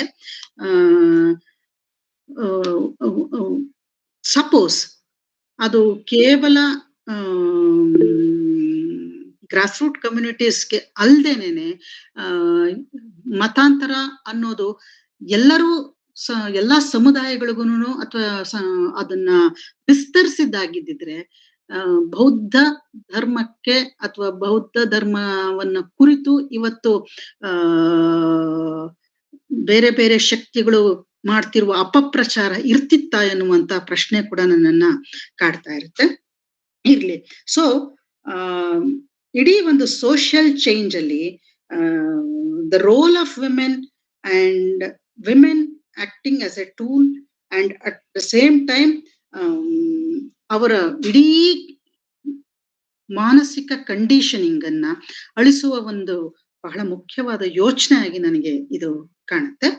ಸೊ ನೆಕ್ಸ್ಟ್ ಅವರು ಮಹಿಳೆಯ ವೈಯಕ್ತಿಕ ಸ್ವಾತಂತ್ರ್ಯದ ಹಕ್ಕಿನ ಬಗ್ಗೆ ಅವರು ಮಾತಾಡ್ತಾ ಹೋಗ್ತಾರೆ 1938 ಅಲ್ಲಿ. ಬಹಳ ಮುಖ್ಯವಾದಂತ ವಿಷಯಗಳು ಇದು ಎಲ್ಲೆಲ್ಲೆಲ್ಲೆಲ್ಲೆಲ್ಲೆಲ್ಲೆಲ್ಲ ಹೋಗ್ತಾರೋ ಅದನ್ನ ಮಾತಾಡಕ್ ಶುರು ಮಾಡ್ತಾರೆ. ಯಾಕೆಂದ್ರೆ ಅಷ್ಟ್ರಲ್ಲಾಗ್ಲೇನೆ ಅವರ ತಲೆನಲ್ಲಿ ಹಿಂದೂ ಕೋಡ್ ಬಿಲ್ಲು ಅದು ಕೆಲಸ ಮಾಡ್ತಾ ಇತ್ತು, ಅದಕ್ಕೆ ಟಿಪ್ಪಣಿಗಳನ್ನ ಮಾಡ್ಕೊಳ್ತಿದ್ದಂತ ಒಂದು ಕಾಲಘಟ್ಟ. ಸೊ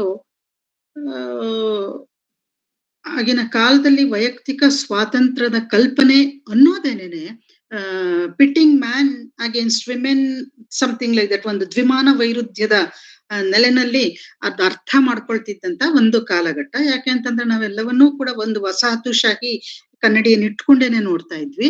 ಬಟ್ ಅಂಬೇಡ್ಕರ್ ಅವರ ಮಾತುಗಳನ್ನ ಕೇಳಿದ್ರೆ ಅಲ್ಲಿ ದ್ವಿಮಾನ ವೈರುಧ್ಯಗಳು ಇರೋದಿಲ್ಲ. ಅದರ ಮಧ್ಯದ ಸ್ಪೇಸ್ ನಲ್ಲಿ ಅವರು ಒಂದು ಬ್ಯಾಲೆನ್ಸಿಂಗ್ ಆಕ್ಟ್ ಅನ್ನ ಮಹಿಳೆ ಮತ್ತು ಪುರುಷರ ಬದುಕಿನ ವೈಯಕ್ತಿಕ ಸ್ವಾತಂತ್ರ್ಯ ಅವು ಎಲ್ಲಿ ಕನ್ವರ್ಜ್ ಆಗ್ಬೇಕು ಮತ್ತೆ ಎಲ್ಲಿ ಡೈವರ್ಜ್ ಆಗ್ಬೇಕು ಎನ್ನುವಂತ ವಿಷಯಗಳನ್ನ ಬಹಳ ಸ್ಪಷ್ಟವಾಗಿ ಮಾತಾಡ್ತಾ ಹೋಗ್ತಾರೆ. ನನ್ಗೆ ಈ ಹೊತ್ತು ಕೂಡ ಮಹಿಳಾ ಚಳುವಳಿಗಳಾಗ್ಲಿ ಚಿಂತನೆಗಳಾಗ್ಲಿ ಕನ್ವರ್ಜಿಂಗ್ ಸ್ಪೇಸ್ ನ ಅವರು ಬೇರೆ ರೀತಿ ಹ್ಯಾಂಡಲ್ ಮಾಡೋದಿಕ್ಕೆ ಶುರು ಮಾಡಿದ್ರೆ ಐ ಮೀನ್ ಆ ತರದಾಗ್ಲೇ ಶುರುವಾಗೋಗ್ಬಿಟ್ಟಿದೆ. 70s ಅಲ್ಲಿ ಇದ್ದಂತಹ ಚಿಂತನೆಗಳಿಗೂ ಈಗ ಕಾಣ್ತಾ ಇರುವಂತಹ ಫೆಮಿನಿಸಂನ ಸಕ್ರಿಯಾತ್ಮಕವಾದಂತಹ ಕ್ರಿಯೆಗಳಿಗೆ, ಚಿಂತನೆಗಳಿಗೆ, ಬರಹಗಳಿಗೆ ಸಾಕಷ್ಟು ವ್ಯತ್ಯಾಸಗಳನ್ನ ನಾವು ನೋಡ್ತಾ ಹೋಗ್ತೀವಿ. ಇನ್ಫ್ಯಾಕ್ಟ್ ಶ್ರೀಮತಿ ಮೇಡಮ್ ಇಲ್ಲೇ ಇದ್ದಾರೆ. ಅವರ ಭಾಷಣಗಳು ಅರುಣ್ ಜೋಳದ ಕೂಡ್ಲಿಗೆ ನನಗೆ ಕಳಿಸುವಂತ ಸಂದರ್ಭದಲ್ಲಿ ನಾನು ಅದನ್ನ ನನ್ನ ಸ್ಟೂಡೆಂಟ್ಗೂ ಕಳಿಸ್ತಾ ಇರ್ತೀನಿ. ಹೇಗೆ ಬೈನರಿ ಆಪೋಸಿಷನ್ಸ್ ನ ಆಚೆಗೆ ಮೇಡಮ್ ಅದನ್ನ ಗ್ರಹಿಸ್ತಾರೆ ಅನ್ನೋದು ನನಗೆ ತುಂಬಾ ಇಂಪಾರ್ಟೆಂಟ್. ಆ ತರದ ಚಿಂತನೆಗಳನ್ನ ಅಂಬೇಡ್ಕರ್ ಪ್ರೆಸೆಂಟ್ ಮಾಡ್ತಾರೆ. ನನಗೆ why it is an amazing factor ಅಂತಂದ್ರೆ ಎಲ್ಲಾ ವಿಷಯಗಳಲ್ಲೂ ಕೂಡ ಆ ತರದ ಬೈನರಿ ಆದಂತ ಮಾಡೆಲ್ಗಳು ಇದ್ದಾಗ, ಅವ ಪ್ರಧಾನವಾದಂತ ಮಾಡೆಲ್ಗಳಾಗಿದ್ದಾಗ, ಹೌ ಅಂಬೇಡ್ಕರ್ ಸರ್ಪಾಸ್ಡ್ ಅಂಡ್ ಈ included women to bring about a change in women's life and in man's life and also in the society annodi, it's very amazing. Next Elgar Parishad ನಲ್ಲಿ ಅವರು ಮಾತಾಡ್ತಾ ಇರುವಂತ ಸಂದರ್ಭದಲ್ಲಿ ದೇಹದ ಮಹತ್ವ, he speaks of body, he speaks of women's body, its role and its possibilities ಬಗ್ಗೆ ಮಾತಾಡ್ತಾ ಹೋಗ್ತಾರೆ. ಯಾವ್ದನ್ನ ನಾವ್ ಇವತ್ತು ಬಾಡಿ ಪಾಲಿಟಿಕ್ಸ್ ಅಂತ ಕರಿತೀವಿ, Ambedkar spoke about it. Then ಅವರ ಔದ್ಯೋಗಿಕ ಹಕ್ಕುಗಳ ಪ್ರತಿಪಾದನೆಯನ್ನ ಅವರು ಮಾಡ್ತಾ ಹೋಗ್ತಾರೆ. So all these things, all these talks of Ambedkar ಅವರು ಯಾವ ಮಟ್ಟಿಗೆ ಒಂದು ಎಲೈಟ್ ಆದಂತಹ ಒಂದು ಸೊಸೈಟಿಯನ್ನ ಕಟ್ಟುವ ಪ್ರಯತ್ನದಲ್ಲಿದ್ರು ಅನ್ನೋದನ್ನ ಅದು ಸೂಚಿಸ್ತಾ ಹೋಗುತ್ತೆ. ನೆಕ್ಸ್ಟ್ ಇಂದು ಕೋಡ್ ಬಿಲ್ ನ ಚರ್ಚೆಗೆ ಬರ್ತೀನಿ. ಸಬಿತಾ, ನಾನು ತುಂಬಾ ಟೈಮ್ ತಗೋತಾ ಇದ್ದೀನಾ? Should I summarise? ನಿಮ್ಗೆ ಟೈಮ್ ಇದೆ ಅಂದ್ರೆ ನಮ್ಗೆ ಸಮಸ್ಯೆ ಇಲ್ಲ. ಹೌದಾ? ಒಂದ್ ನಿಮಿಷ, ಒಂದು ಫೋನ್ ಮಾಡ್ಬಿಡ್ತೀನಿ ನಾನು. Please be.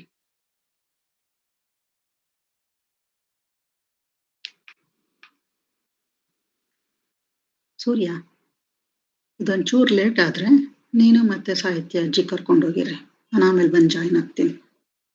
Okay bye. Okay, so 1948ರಲ್ಲಿ ಅಂಬೇಡ್ಕರ್ ಕಾನೂನು ಮಂತ್ರಿ ಆಗಿದ್ದಂತ ಸಂದರ್ಭದಲ್ಲಿ ಹಿಂದೂ ಕೋಡ್ ಬಿಲ್ ಅನ್ನ ಪ್ರೆಸೆಂಟ್ ಮಾಡ್ತಾರೆ. So what is Hindu code bill? ಅದು ಎಲ್ರಿಗೂ ಗೊತ್ತಿರೋ ವಿಷಯ. ನಾನು ಇಲ್ಲಿ ಸ್ಟೂಡೆಂಟ್ಸ್ ಇರ್ಬೋದೇನೋ ಅನ್ನುವ ಕಾರಣಕ್ಕೋಸ್ಕರ ಅವ್ರಿಗೆ ಅದ್ರ ಬಗ್ಗೆ ಹೇಳೋಣ ಅಂತ ಅಂದ್ಕೊಂಡಿದ್ದೆ. ಭಾರತದಲ್ಲಿ ಹಿಂದೂ ಎನ್ನುವ ಒಂದು ಸರ್ಕಲ್ನ ಒಳಗಡೆಗೆ ಅನೇಕ ಸಮುದಾಯಗಳು ಬರ್ತವೆ. ಹೀಗಾಗಿ ಒಂದೊಂದು ಸಮುದಾಯಕ್ಕೂ ಕೂಡ ಅದರದೇ ಸ್ವರೂಪದ ವೈಯಕ್ತಿಕವಾದಂತಹ ಕಾನೂನುಗಳಿತ್ತು. ಸೊ ಭಾರತ ಹೊಸ ರಾಷ್ಟ್ರ ಆಗ್ತಾ ಇದ್ದಂತಹ ಸಂದರ್ಭದಲ್ಲಿ ಹಿಂದೂ ಎನ್ನುವಂತಹ ಒಂದು ಚೌಕಟ್ಟು ಅಥವಾ ವಾಟ್ ಎವರ್ ಇಟ್ ಇಸ್ ಒಂದು ಅಮಾರ್ಫಸ್ ಆಗಿರುವಂತಹ ಒಂದು ಸಮುದಾಯಕ್ಕೆ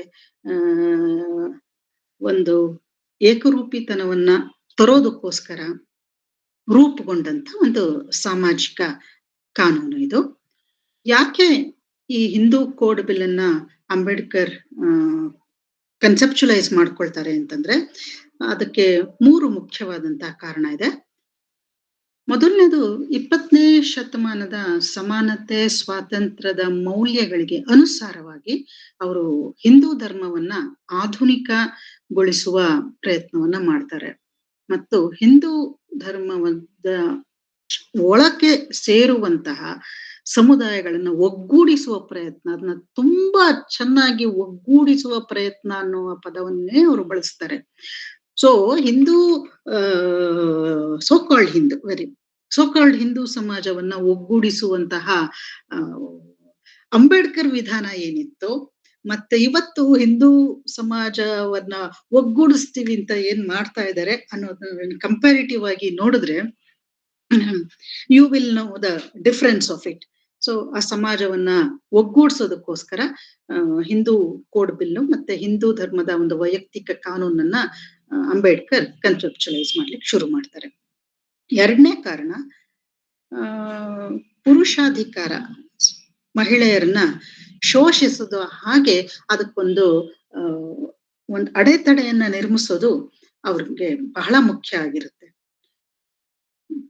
ಬಹುಶಃ ನಮ್ಮ ಕಾಲಘಟ್ಟದ ಎಷ್ಟು ಜನ ಲೀಡರ್ಸ್ ಇಷ್ಟು ಸೂಕ್ಷ್ಮವಾಗಿ, ಅಂದ್ರೆ 20th ಸೆಂಚುರಿ ಥಿಂಕರ್ಸ್ ಬಗ್ಗೆ ನಾನು ಮಾತಾಡ್ತಾ ಇದ್ದೀನಿ, ಇಷ್ಟು ಸೂಕ್ಷ್ಮವಾಗಿ ಯೋಚನೆ ಮಾಡ್ತಾರೆ ಅನ್ನೋದು ನನ್ಗೆ ಇಟ್ಸ್ ರಿಯಲಿ ಅ ಫ್ಲಬಗಾಸ್ಟಿಂಗ್ ಥಿಂಗ್.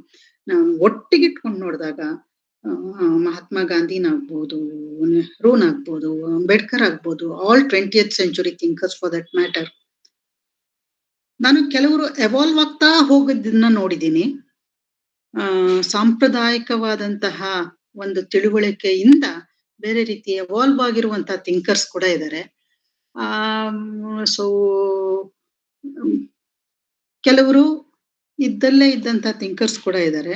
ಕೆಲವರು ವೈಯಕ್ತಿಕ ಜೀವನದಲ್ಲಿ ಒಂದು ರೀತಿ, ಸಾರ್ವಜನಿಕ ಜೀವನದಲ್ಲಿ ಇನ್ನೊಂದು ರೀತಿ ಇದ್ದಂತವ್ರನ್ನೂ ನೋಡಿದ್ದೀನಿ. ಬಟ್ ಈ ರೀತಿ ಸೂಕ್ಷ್ಮಾತಿ ಸೂಕ್ಷ್ಮ ನೆಲೆಯಲ್ಲಿ ನೀನು ಅದನ್ನ ಒಂದು ಕಾನೂನಾಗಿ ತರೋದು, ಮಹಿಳೆಯರನ್ನ ಶೋಷಿಸೋಕೆ ಅವಕಾಶನೇ ಕೊಡದ ಹಾಗೆ ಕಾನೂನನ್ನ ಸೃಷ್ಟಿಸೋದು, ಇಟ್ಸ್ ರೆವಲ್ಯೂಷನರಿ ನನ್ನ ದೃಷ್ಟಿನಲ್ಲಿ. ಆಮೇಲೆ 3ನೇ ಕಾರಣ, ಬೇರೆ ಬೇರೆ ಪಾಕೆಟ್ಸ್ ನಲ್ಲಿ ಹಿಂದೂ ಸಮಾಜ ಹರಿದು ಹಂಚು ಹೋಗಿದ್ದಾಗ ಯಾವುದೇ ಜಾತಿ, ಯಾವುದೇ ಧರ್ಮಗಳನ್ನು ಅನುಸರಿಸಿ ಮಹಿಳೆಯರಿಗೆ ತಾರತಮ್ಯ ಉಂಟಾಗಬಾರ್ದು. ಸೊ ಬುಡಕಟ್ಟು ಜನಾಂಗಗಳಲ್ಲಿ ಮದುವೆ, ವಿವಾಹ ವಿಚ್ಛೇದನ ಅವುಗಳ ಸ್ವರೂಪ ಬೇರೆ. ಸೊ ಒಂದೊಂದು ಜಾತಿನಲ್ಲಿ ಒಂದೊಂದು ಸ್ವರೂಪ, ಒಂದೊಂದು ಭೌಗೋಳಿಕ ಪ್ರದೇಶದಲ್ಲಿ ಒಂದೊಂದು ತರ ಇರುತ್ತಲ್ಲ. ಸೊ ಒಂದೊಂದೊಂದೊಂದೊಂದೊಂದ್ ತರ ಇರ್ತಾ ಹೋದ್ರೆ ಅವಾಗ ಹೆಣ್ಮಕ್ಳನ್ನ ಬಹಳ ಸುಲಭವಾಗಿ ಮತ್ತೆ ಅವ್ರನ್ನ ಪೆರಿಫರಲೈಸ್ ಮಾಡ್ಬಿಡ್ಬಹುದು ಅನ್ನೋ ಒಂದೇ ಒಂದು ಕಾರಣಕ್ಕೆ ಈ tries to regulate it through Hindu code bill. So ಹಿಂದೂಗಳು, ಬೌದ್ಧರು, ಜೈನರು, ಸಿಖ್ಖರು ಈ ಹಿಂದೂ ಕೋಡ್ ಬಿಲ್ ನ ಒಂದು ಪರಿಧಿ ಒಳಗಡೆ ಬರ್ತಾರೆ. ಮುಸ್ಲಿಂ, ಕ್ರೈಸ್ತ, ಪಾರ್ಸಿ ಮತ್ತೆ ಜ್ಯೂಸ್ ಅವ್ರಿಗೆ ಅವ್ರವ್ರದೇ ವೈಯಕ್ತಿಕ ಕಾನೂನನ್ನ ಅನುಸರಿಸ್ಕೊಂಡು ಹೋಗ್ಲಿಕ್ಕೆ ಹೇಳ್ತಾರೆ. ಬಟ್ ಶಾಬಾನೋ ಕೇಸು ಆ ತರದ್ದೆಲ್ಲ ಬಂದಾಗ ಅದು ಬೇರೆ ತರದ ಸ್ವರೂಪವನ್ನ ಪಡ್ಕೊಂಡಿದೆ ಅನ್ನೋದು ಕೂಡ ನಿಜ. ಮತ್ತೆ ಇವತ್ತು ಯೂನಿಫಾರ್ಮ್ UCC ಡಿಬೇಟ್ ಕೂಡ ನಡೀತಾ ಇರುವಂತ ಸಂದರ್ಭ. ಈ ಹಿಂದೂ ಕೋಡ್ ಬಿಲ್ ನ ಪ್ರೆಸೆಂಟ್ ಮಾಡಿದಾಗ ಎಂತ ದೊಡ್ಡ ಬಾಂಬ್ ಹಾಕದಾಗೆ ಆಗಿತ್ತು ನಮ್ಮ ಭಾರತದ ಮೇಲೂ ಅಂತಂದ್ರೆ ಎಲ್ಲಾ ಕಡೆಯಿಂದ ತೀವ್ರವಾದಂತ ಪ್ರತಿರೋಧ. ಎಲ್ಲಾ ಕಡೆ ರೋಡ್ಗಳಲ್ಲಿ ಮೆರವಣಿಗೆಗಳು, ಅಂಬೇಡ್ಕರ್ ವಿರುದ್ಧ ಮತ್ತೆ ನೆಹರೂನ ಎಫಿಜೀಸ್ ನ ಎಲ್ಲಾ ಕಡೆ ಬರ್ನ್ ಮಾಡ್ಲಿಕ್ಕೆ ಶುರು ಮಾಡ್ತಾರೆ. ಆಮೇಲೆ ಒಬ್ಬ ಅನ್ಟಚಬಲ್ ಕಮ್ಯುನಿಟಿಗೆ ಸೇರಿರುವ ಅಂಬೇಡ್ಕರ್ ಇದನ್ನ ಮಾಡ್ತಾ ಇರೋ ಕಾರಣನೇನೆ ನಮ್ಮ ಹಿಂದೂ ಧರ್ಮವನ್ನ ಹಾಳು ಮಾಡುವಂತ ಒಂದು ಹಿಡನ್ ಅಜೆಂಡಾ ಅವ್ರಿಗಿದೆ ಎನ್ನುವಂತಹ ಒಂದು ಆರೋಪನ ಕೂಡ ಅಂಬೇಡ್ಕರ್ ಬಗ್ಗೆ ಮಾಡಲಾಗುತ್ತೆ. ಸೊ ಕರಪತ್ರ ಸ್ವಾಮಿ ಜೈ ಮಹಾರಾಜ್ ಜಿ ಅಂತ ಒಬ್ರು ನಾರ್ತ್ ಇಂಡಿಯಾದಲ್ಲಿ ಇರ್ತಾರೆ. ಅವರು ಇಡೀ ನಾರ್ತ್ ಇಂಡಿಯಾದಲ್ಲಿ ನೆಹರು ಮತ್ತೆ ಅಂಬೇಡ್ಕರ್ ವಿರುದ್ಧ ರಸ್ತಾ Roko what ever it is ಆ ತರದ್ದನ್ನ ಆರ್ಗನೈಸ್ ಮಾಡಿರ್ತಾರೆ. ಪ್ರೆಸಿಡೆಂಟ್ ಆಗಿದ್ದ ಬಾಬು ರಾಜೇಂದ್ರ ಪ್ರಸಾದ್ ಇರಬಹುದು, MP ಆಗಿದ್ದ ರಾಮನಾರಾಯಣ್ ಇರಬಹುದು, ಎಲ್ಲರೂ ಕೂಡ ತೀವ್ರವಾಗಿ ಹಿಂದೂ ಕೋಡ್ ಬಿಲ್ ಅನ್ನ ಪ್ರಶ್ನೆ ಮಾಡ್ತಾರೆ. In spite of that will be presented. But ಅದು ನಿಮ್ಗೆಲ್ಲ ಗೊತ್ತಿರೋ ಹಾಗೆ ಅದು ಆ ಕ್ಷಣಕ್ಕೆ ಅದು ಜಾರಿಗೆ ಬರದೇ ಹೋದ್ರುನು 4 ಹಂತಗಳಲ್ಲಿ ನಿಧಾನವಾಗಿ ಅದನ್ನ ನೆಹರು ಸರ್ಕಾರ ಒಂದು ಸ್ವಲ್ಪ ಮಾಡುತ್ತೆ, ನಂತರ ಇನ್ನೊಂದು ಸ್ವಲ್ಪ ಆಗ್ತಾ ಹೋಗುತ್ತೆ. ಸೊ ಅದರಲ್ಲಿರುವ ಮುಖ್ಯಾಂಶಗಳೇ ಒಟ್ಟು 8 ಅಂಶಗಳನ್ನ ಚರ್ಚಿಸುತ್ತೆ. ಆ 8 ಅಂಶಗಳನ್ನ ನಾನು ಸಾರಾಂಶ ರೂಪದಲ್ಲಿ ನಾನು ಇಲ್ಲಿ ಪ್ರೆಸೆಂಟ್ ಮಾಡ್ತಾ ಹೋಗ್ತೀನಿ.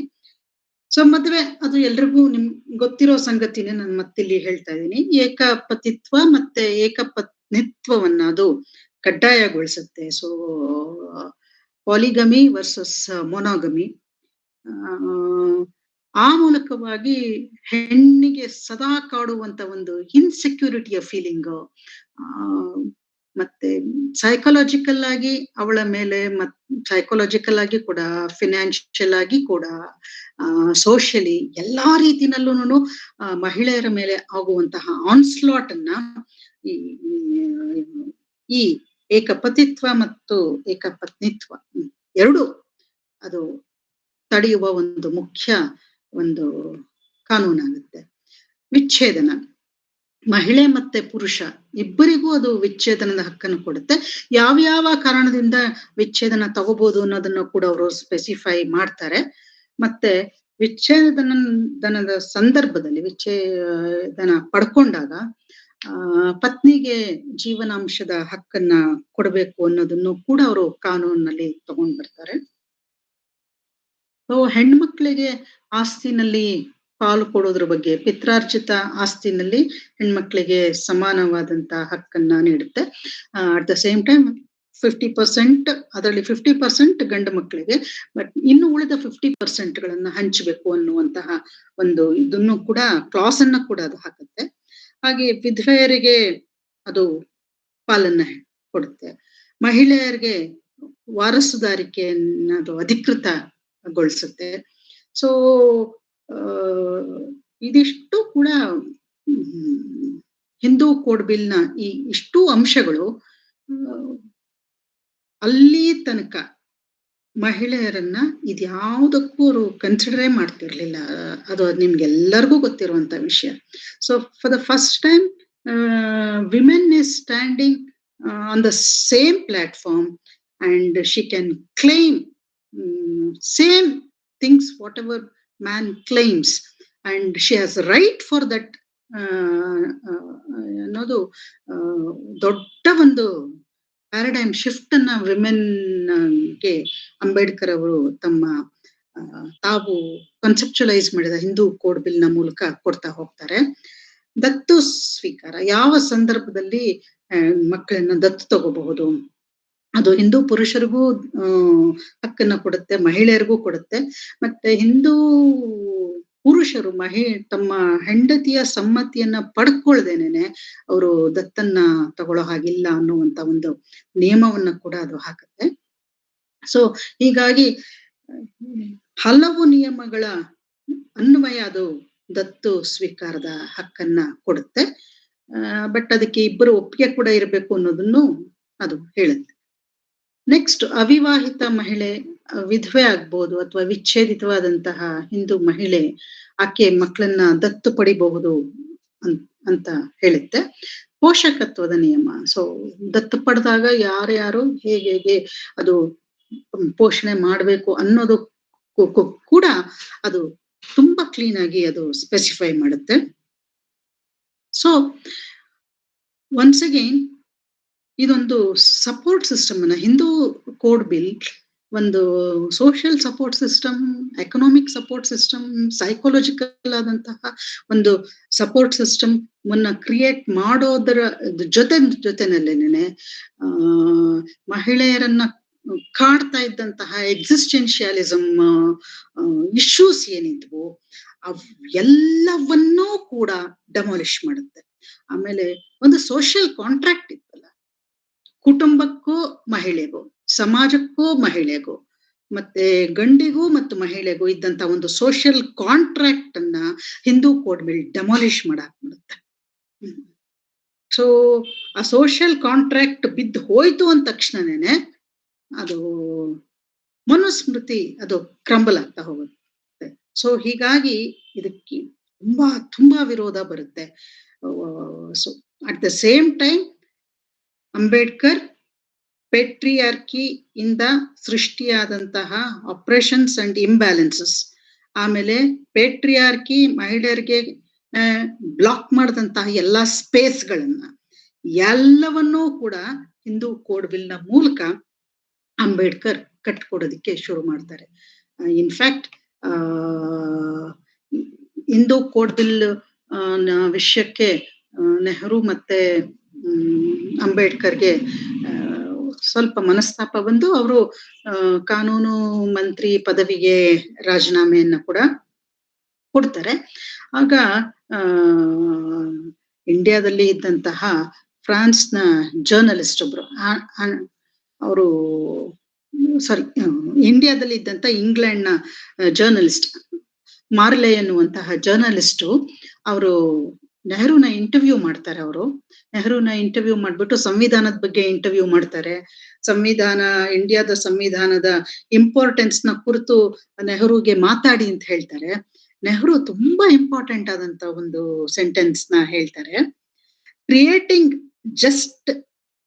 ಜಸ್ಟ್ ಅಂದ್ರೆ ನ್ಯಾಯ, just state in just means is so difficult in India. Creating a just state in just means is so difficult in India. At the same time, creating a secular state in a religious country like ours is so difficult ಅನ್ನುವಂತಹ ಮಾತನ್ನ ನೆಹರು ಹೇಳ್ತಾ ಹೋಗ್ತಾರೆ. So ಹೀಗೆ ಅವರು Hindu code bill ನ ಪರವಾಗಿ ಇದ್ರೂ ಕೂಡ ಅವರು ಆ ಕಾಲದ ಘಟ್ಟದಲ್ಲಿ ಅದರ ಪರವಾದಂತಹ ನಿರ್ಣಯಗಳನ್ನ ನೆಹರು ತಗೊಳ್ಳೋದಿಕ್ಕೆ ಸಾಧ್ಯ ಆಗೋದಿಲ್ಲ. ಸೊ ನನ್ನ ಮುಂದಿನ ಅಂಶಕ್ಕೆ ಹೋಗ್ತಿದ್ದೀನಿ. ಅಲ್ಲಿ ತನಕ ಇಂಡಿಯಾದಲ್ಲಿ ವಿಮೆನ್ ಅನ್ನ ಹೇಗೆ ಕನ್ಸ್ಟ್ರಕ್ಟ್ ಮಾಡಲಾಗಿತ್ತು ಅಂತ ಹೇಳ್ಬಿಟ್ಟು ಅವರ ಹಲವಾರು ವರ್ಕ್ಸ್ ಗಳಲ್ಲಿ ಚರ್ಚೆ ಮಾಡ್ತಾರೆ. ಸೊ ಅದ್ರಲ್ಲಿ ನಾನು ಬಹಳ ಮುಖ್ಯವಾದಂತ ಕೆಲವನ್ನ ಮಾತ್ರ ಪಟ್ಟಿ ಮಾಡ್ಕೊಂಡಿದ್ದೀನಿ. ರಿಡಲ್ಸ್ ಆಫ್ ಹಿಂದೂಯಿಸಮ್, ಹಿಂದೂ ಧರ್ಮದ ಒಗಟುಗಳು, ಮತ್ತೆ ಹೂ ವರ್ ಶೂದ್ರರು ಯಾರು, ಕ್ಯಾಸ್ಟ್ ಇನ್ ಇಂಡಿಯಾ, ಭಾರತದಲ್ಲಿ ಜಾತಿಗಳು, ಆಮೇಲೆ ರೆವಲ್ಯೂಷನ್ ಅಂಡ್ ಕೌಂಟರ್ ರೆವಲ್ಯೂಷನ್, ಕ್ರಾಂತಿ ಮತ್ತು ಪ್ರತಿಕ್ರಾಂತಿ, Buddha and his Dhamma, Pakistan or partition of India. ಇಷ್ಟೂ ಕೃತಿಗಳಲ್ಲಿ ಅವರು ಮಹಿಳೆಯರ ಬಗ್ಗೆ ಚರ್ಚೆ ಮಾಡ್ತಾರೆ. ಸೊ ಹಿಂದೂ ಧರ್ಮದ ಒಗಟುಗಳಲ್ಲಿ ನೇರವಾಗಿ ಮಹಿಳೆ ಬಗ್ಗೆ ಚರ್ಚೆ ಮಾಡಲ್ಲ. ಪುರುಷ ಪಾತ್ರಗಳನ್ನ ವ್ಯಾಖ್ಯಾನಿಸ್ತಾ ರಾಮನ ಪಾತ್ರ ಯಾವ ತರದ್ದು ಮತ್ತೆ ಕೃಷ್ಣನ ಪಾತ್ರ ಯಾವ ತರದ್ದು ಅನ್ನೋದನ್ನ ವ್ಯಾಖ್ಯಾನ ಮಾಡ್ತಾ ಅವರ ಕ್ರಿಯೆಯಿಂದಾಗಿ ಅವರು ತೆಗೆದುಕೊಂಡಂತಹ ತೀರ್ಮಾನಗಳಿಂದಾಗಿ ಮಹಿಳಾ ಪಾತ್ರಗಳು ಹೇಗೆ ಸಫರ್ ಮಾಡಿದ್ವು, ಆ ಅವು ಹೇಗೆ ಪೆರಿಫರಲೈಸ್ ಆದವು ಅನ್ನೋದನ್ನ ಇದ್ ಮಾಡ್ತಾರೆ. Well, before saying this, I want to clarify another thing. Ambedkar Hindu ಧರ್ಮದ ಒಗಟುಗಳು ಕೃತಿಯನ್ನ ಬರೆಯುವ ಸಂದರ್ಭದಲ್ಲಿ ಅವರು ಅಲ್ಲಿಯ ನಿರ್ಣಯವನ್ನು ತಲುಪೋದಕ್ಕೆ ಚಾರಿತ್ರಿಕ ಮತ್ತು ಸಮಾಜಶಾಸ್ತ್ರೀಯ ಮೆಥಡಾಲಜಿಯನ್ನು ಅವರು ಅಡಾಪ್ಟ್ ಮಾಡ್ಕೊಳ್ತಾರೆ. ಸೊ ಇವತ್ತು ಧಾರ್ಮಿಕ ಟೆಕ್ಸ್ಟ್ಗಳನ್ನ ಕೇವಲ ಅದೊಂದು ಮ್ಯಾಂಡೇಟರಿ ಆದಂತಹ ಮತ್ತೆ ನಾವು ಅಲ್ಲಾಡ್ಸಕ್ಕೆ ಸಾಧ್ಯವೇ ಇರುವಂತಹ ಒಂದು ರಿಲಿಜಿಯಸ್ ಕೋಡ್ ಎನ್ನೋ ಅರ್ಥದಲ್ಲಿ ಇವತ್ತಿನ ಪಾಲಿಟಿಕ್ಸ್ ಗ್ರಹಿಸ್ತಾ ಇದೆ. ಬಟ್ ಅಂಬೇಡ್ಕರ್ ಹಾಗೆ ಗ್ರಹಿಸ್ಲಿಲ್ಲ. His methodology was different. ಆಮೇಲೆ ಲಿಟ್ರೇಚರ್ನ ಸ್ಟೂಡೆಂಟ್ಸ್ ನಾವು ಮೆಟಾಫಾರಿಕಲ್ ಆಗಿ ಪಾತ್ರಗಳನ್ನ ಗ್ರಹಿಸಿದ ಹಾಗೆ ಕೂಡ ಅಂಬೇಡ್ಕರ್ ಗ್ರಹಿಸ್ತಿರ್ಲಿಲ್ಲ. He was trying to reason out. Reason ಅನ್ನೋದು ಬಹಳ ಮುಖ್ಯವಾದಂತಹ ಒಂದು ಕಾನ್ಸೆಪ್ಟ್. ಅದು ಜಾನ್ ಡ್ಯೂಯಿಯಿಂದ ಅಂಬೇಡ್ಕರ್ಗೆ ಬಂದಿದ್ದು. ಸೊ ಎಲ್ಲವನ್ನೂ ಕೂಡ ಅವರು ಒಂದು ರೀಸನ್ನಿನ ತಾತ್ವಿಕ ನೆಲೆಗಟ್ಟಿನಲ್ಲೇ ಅವರು ನೋಡ್ತಾ ಹೋಗ್ತಾರೆ. ಸೊ ಹಿಂದೂ ಧರ್ಮದ ಒಗಟುಗಳಲ್ಲಿ ಅವರು ಮೆಟಾಫರ್ಸ್ ಗಳಲ್ಲಿ ಕೃಷ್ಣನ ಪಾತ್ರನ, ರಾಮನ್ ಪಾತ್ರನ ಗ್ರಹಿಸೋದಿಲ್ಲ. ಕೇವಲ ಚಾರಿತ್ರಿಕ ಮತ್ತು ಸಮಾಜಶಾಸ್ತ್ರೀಯ ವಿಧಾನದ ಮೂಲಕ ಮಾತ್ರ ಗ್ರಹಿಸ್ತಾ ಹೋಗ್ತಾರೆ. ಮತ್ತೆ ಅಲ್ಲಿ ಪುರುಷ ಪಾತ್ರಗಳು ಮಾಡುವ ಹಡಾವುಡಿಯಿಂದಾಗಿ ಮಹಿಳೆಯರ ಪಾತ್ರಗಳ ಸಫರಿಂಗ್ಸ್ ನ ಬಗ್ಗೆ ಅಡ್ರೆಸ್ ಮಾಡ್ತಾ, see this is your society, these are your gods ಅನ್ನೋದನ್ನ ಅವರು ಒಂದ್ ಸ್ವಲ್ಪ ವಿಡಂಬನಾತ್ಮಕವಾಗಿನೇನೆ ಅವರು ಮಾತಾಡ್ತಾ ಹೋಗ್ತಾರೆ. ನೆಕ್ಸ್ಟ್, ಶೂದ್ರರು ಯಾರು ಎನ್ನುವ ಕೃತಿಯಲ್ಲಿ ಮಹಿಳೆಯರ ಬಗ್ಗೆ ಮತ್ತೆ ಪ್ರಸ್ತಾಪ ಮಾಡ್ತಾರೆ.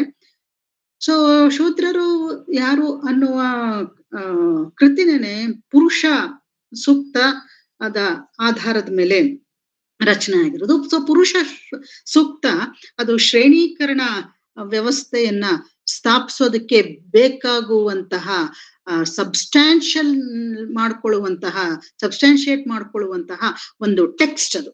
ಸೊ ಆ ಟೆಕ್ಸ್ಟ್ ಅಲ್ಲಿ ಯಾರ್ಯಾರು ಎಲ್ಲೆಲ್ಲಿಂದ ಬಂದ್ರು ಏನೇನು ಅಂತ ಹೇಳ್ತಾ ಕೊನೆಯಲ್ಲಿ ಮಹಿಳೆಯರಿಗೆ ಆಕ್ಚುಲಿ ಎಲ್ಲಿಂದನೂ ಬರೋಕ್ಕೂ ಜಾಗವೇ ಇರಲ್ಲ. ತಲೆಯಿಂದ ಇನ್ಯಾರೋ ಬಂದ್ರು, ಎದೆಯಿಂದ ಯಾರೋ ಬಂದ್ರು, ತೊಡೆಯಿಂದ ಯಾರೋ ಬಂದ್ರು, ಪಾದದಿಂದ ಇನ್ಯಾರೋ ಬಂದ್ರು. Women are beyond that. So ಅದನ್ನ ಹೇಳ್ತಾ ಮಹಿಳೆಯರಿಗೆ ಆ ಸ್ಥಾನನೂ ಇಲ್ಲ ಅನ್ನೋದನ್ನ ಹೇಳ್ತಾ, ಹಿಂದೂ ಧರ್ಮದಲ್ಲಿ ಮಹಿಳೆಯರನ್ನ ನೀವು ಎಲ್ಲಿ ಇಟ್ಟಿದ್ದೀರಾ ಅಂತ ಹೇಳಿ ಆ ಮೂಲಕವಾಗಿ ಹೇಗೆ ನೀವು ರಚಿಸ್ತಾ ಇದ್ದೀರಾ ಅನ್ನೋದನ್ನ ಆ ಕೃತಿನಲ್ಲಿ ಅವರು ಹೈಲೈಟ್ ಮಾಡ್ತಾ ಹೋಗ್ತಾರೆ. ಭಾರತದಲ್ಲಿ ಜಾತಿಗಳು ಎನ್ನುವಂತ ಅವ್ರದ್ದು ಥೀಸಿಸ್ ಅಲ್ಲಿ ಯಾವ ರೀತಿ Manusmriti, actually apart from Manusmriti ಬೇರೆ 8 ಬೇರೆ ಬೇರೆ ತರದ ಸ್ಮೃತಿಗಳಿದಾವೆ. ಅಂಗೀರಸ ಸ್ಮೃತಿ ಅಂತ ಇದೆ, ಬೃಹಸ್ಪತಿ ಸ್ಮೃತಿ, ವ್ಯಾಸ ಸ್ಮೃತಿ, ಏನೇನೋ ಒಂದ್ ರಾಶಿ ಸ್ಮೃತಿಗಳಿದಾವೆ. ಅವುಗಳನ್ನೆಲ್ಲವನ್ನೂ ಕೂಡ ಅವರು ಉಲ್ಲೇಖ ಕೂಡ ಮಾಡ್ತಾರೆ ಅಂಬೇಡ್ಕರ್. ಬಟ್ ಅಂತಿಮವಾಗಿ ಮನುಸ್ಮೃತಿಗೆ ಅಂಟ್ಕೊಂಡಿದ್ದನ್ನ ಹೇಳ್ತಾ, where Manu places women.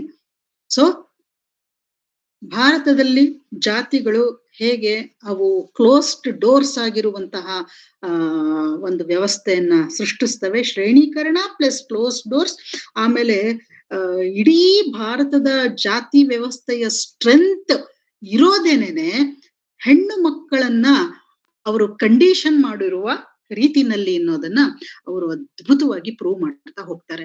So once women start questioning, so ಜಾತಿ ವ್ಯವಸ್ಥೆ ಕ್ರಂಬಲ್ ಆಗೋದಕ್ಕೆ ಶುರು ಆಗುತ್ತೆ ಅಂತ ಹೇಳಿ. So in fact Hindu code bill ಅಲ್ಲಿ ಅವರು ಹೆಣ್ಣು ಮಕ್ಕಳಿಗೆ ಒಂದು ಎಕೋನಾಮಿಕ್ ಆದಂತಹ ಒಂದು ಸಪೋರ್ಟ್ ಸಿಸ್ಟಮ್ ಅಥವಾ ಒಂದು freedom, social support system and freedom and individual freedom and ಇಂಡಿವಿಜುವಾಲಿಟಿನ ರಚಿಸ್ಕೊಳ್ಳೋದಕ್ಕೆ ಅಗತ್ಯವಾದಂತಹ ಸಪೋರ್ಟ್ ಸಿಸ್ಟಮ್ ಎಲ್ಲವನ್ನು ಕ್ರಿಯೇಟ್ ಮಾಡ್ತಾ ಹೋಗುವ ಬಹಳ ಮುಖ್ಯ ಉದ್ದೇಶನೇ ಜಾತಿ ವಿನಾಶ. ಸೊ ಅಂಬೇಡ್ಕರ್ ಅವರ ಅಲ್ಟಿಮೇಟ್ ಅಜೆಂಡಾ ಅದು ಜಾತಿ ವಿನಾಶ ಅನ್ನೋದು. ಸೊ ಅಲ್ಲಿ ಕೂಡ ಮಹಿಳೆಯರ ರಚನೆಯನ್ನ ಅವರು ಅತ್ಯಂತ ನಿಷ್ಠುರವಾಗಿ ವಿಶ್ಲೇಷಣೆ ಮಾಡ್ತಾರೆ. ನೆಕ್ಸ್ಟ್ ಕ್ರಾಂತಿ ಮತ್ತು ಪ್ರತಿಕ್ರಾಂತಿ ಕೃತಿ ಪುಷ್ಯಮಿತ್ರನ ಕುತಂತ್ರಗಳ ಬಗ್ಗೆ ಮಾತಾಡುತ್ತೆ. ಆಕ್ಚುಲಿ ಮೌರ್ಯರ ಕಾಲಘಟ್ಟದಲ್ಲಿ ಬುದ್ಧಿಸಂ ಅದು ಪೀಕ್ ಅಲ್ಲಿ ಇದ್ದಂತಹ ಕಾಲಘಟ್ಟದಲ್ಲಿ ಜಾತಿ ವ್ಯವಸ್ಥೆ ಹೇಗೆ ಕ್ರಂಬಲ್ ಆಗ್ತಾ ಬಂತು, ಆಮೇಲೆ ಮಹಿಳೆಯರು ಕೂಡ ಹೇಗೆ ಎಲ್ಲಾ ಸ್ಪೇಸ್ಗಳಲ್ಲಿ ಭಾಗವಹಿಸೋಕೆ ಶುರು ಮಾಡಿದ್ರು ಅನ್ನೋದ್ರ ಬಗ್ಗೆ ಸಾಕಷ್ಟು ಅಂಬೇಡ್ಕರ್ ಪ್ರಸ್ತಾಪವನ್ನ ಮಾಡ್ತಾರೆ. ಬಟ್ ಅದರ ನಂತರ ಬಂದ ಪುಷ್ಯಮಿತ್ರ ಶುಂಗ ಅಂತಾನೂ ಕರೀತಾರೆ, ಶುಂಗ ಅಂತಾನೂ ಕರೀತಾರೆ. Pushyamitra Shunga he wanted to reinstate the Brahminical order. ಆ ಬ್ರಾಹ್ಮಿನಿಕಲ್ ಆರ್ಡರ್ ನ ರೀಇನ್ಸ್ಟೇಟ್ ಮಾಡೋದಿಕ್ಕೆ ಅವನು ಯಾವ ರೀತಿಯ ಪ್ರತಿಕ್ರಾಂತಿಯನ್ನು ಮಾಡ್ದ, ಮತ್ತೆ ಮಹಿಳೆಯ ಸ್ಥಾನ ಅನ್ನೋದು ಹೇಗೆ ಅದು ಬದಲಾವಣೆ ಆಯ್ತು ಅನ್ನೋದನ್ನ ಹೇಳ್ತಾ ಹೋಗ್ತಾರೆ. ಇಲ್ಲೂ ಕೂಡ ಬುದ್ಧಿಸಂನ ಕಾಲಘಟ್ಟದಲ್ಲಿ ಸಿಕ್ಕಂತ ಒಂಚೂರು ಉಸಿರಾಡೋದಕ್ಕೆ ಸಾಧ್ಯವಾಗುವಂತ ಸ್ಪೇಸ್ಗಳು ಏನಿತ್ತು ಅದು ಮತ್ತೆ ಮುಚ್ಕೊಳ್ತಾ ಹೋಗುವಂತಹ ಒಂದು ಪ್ರಸ್ತಾಪ ಬರುತ್ತೆ.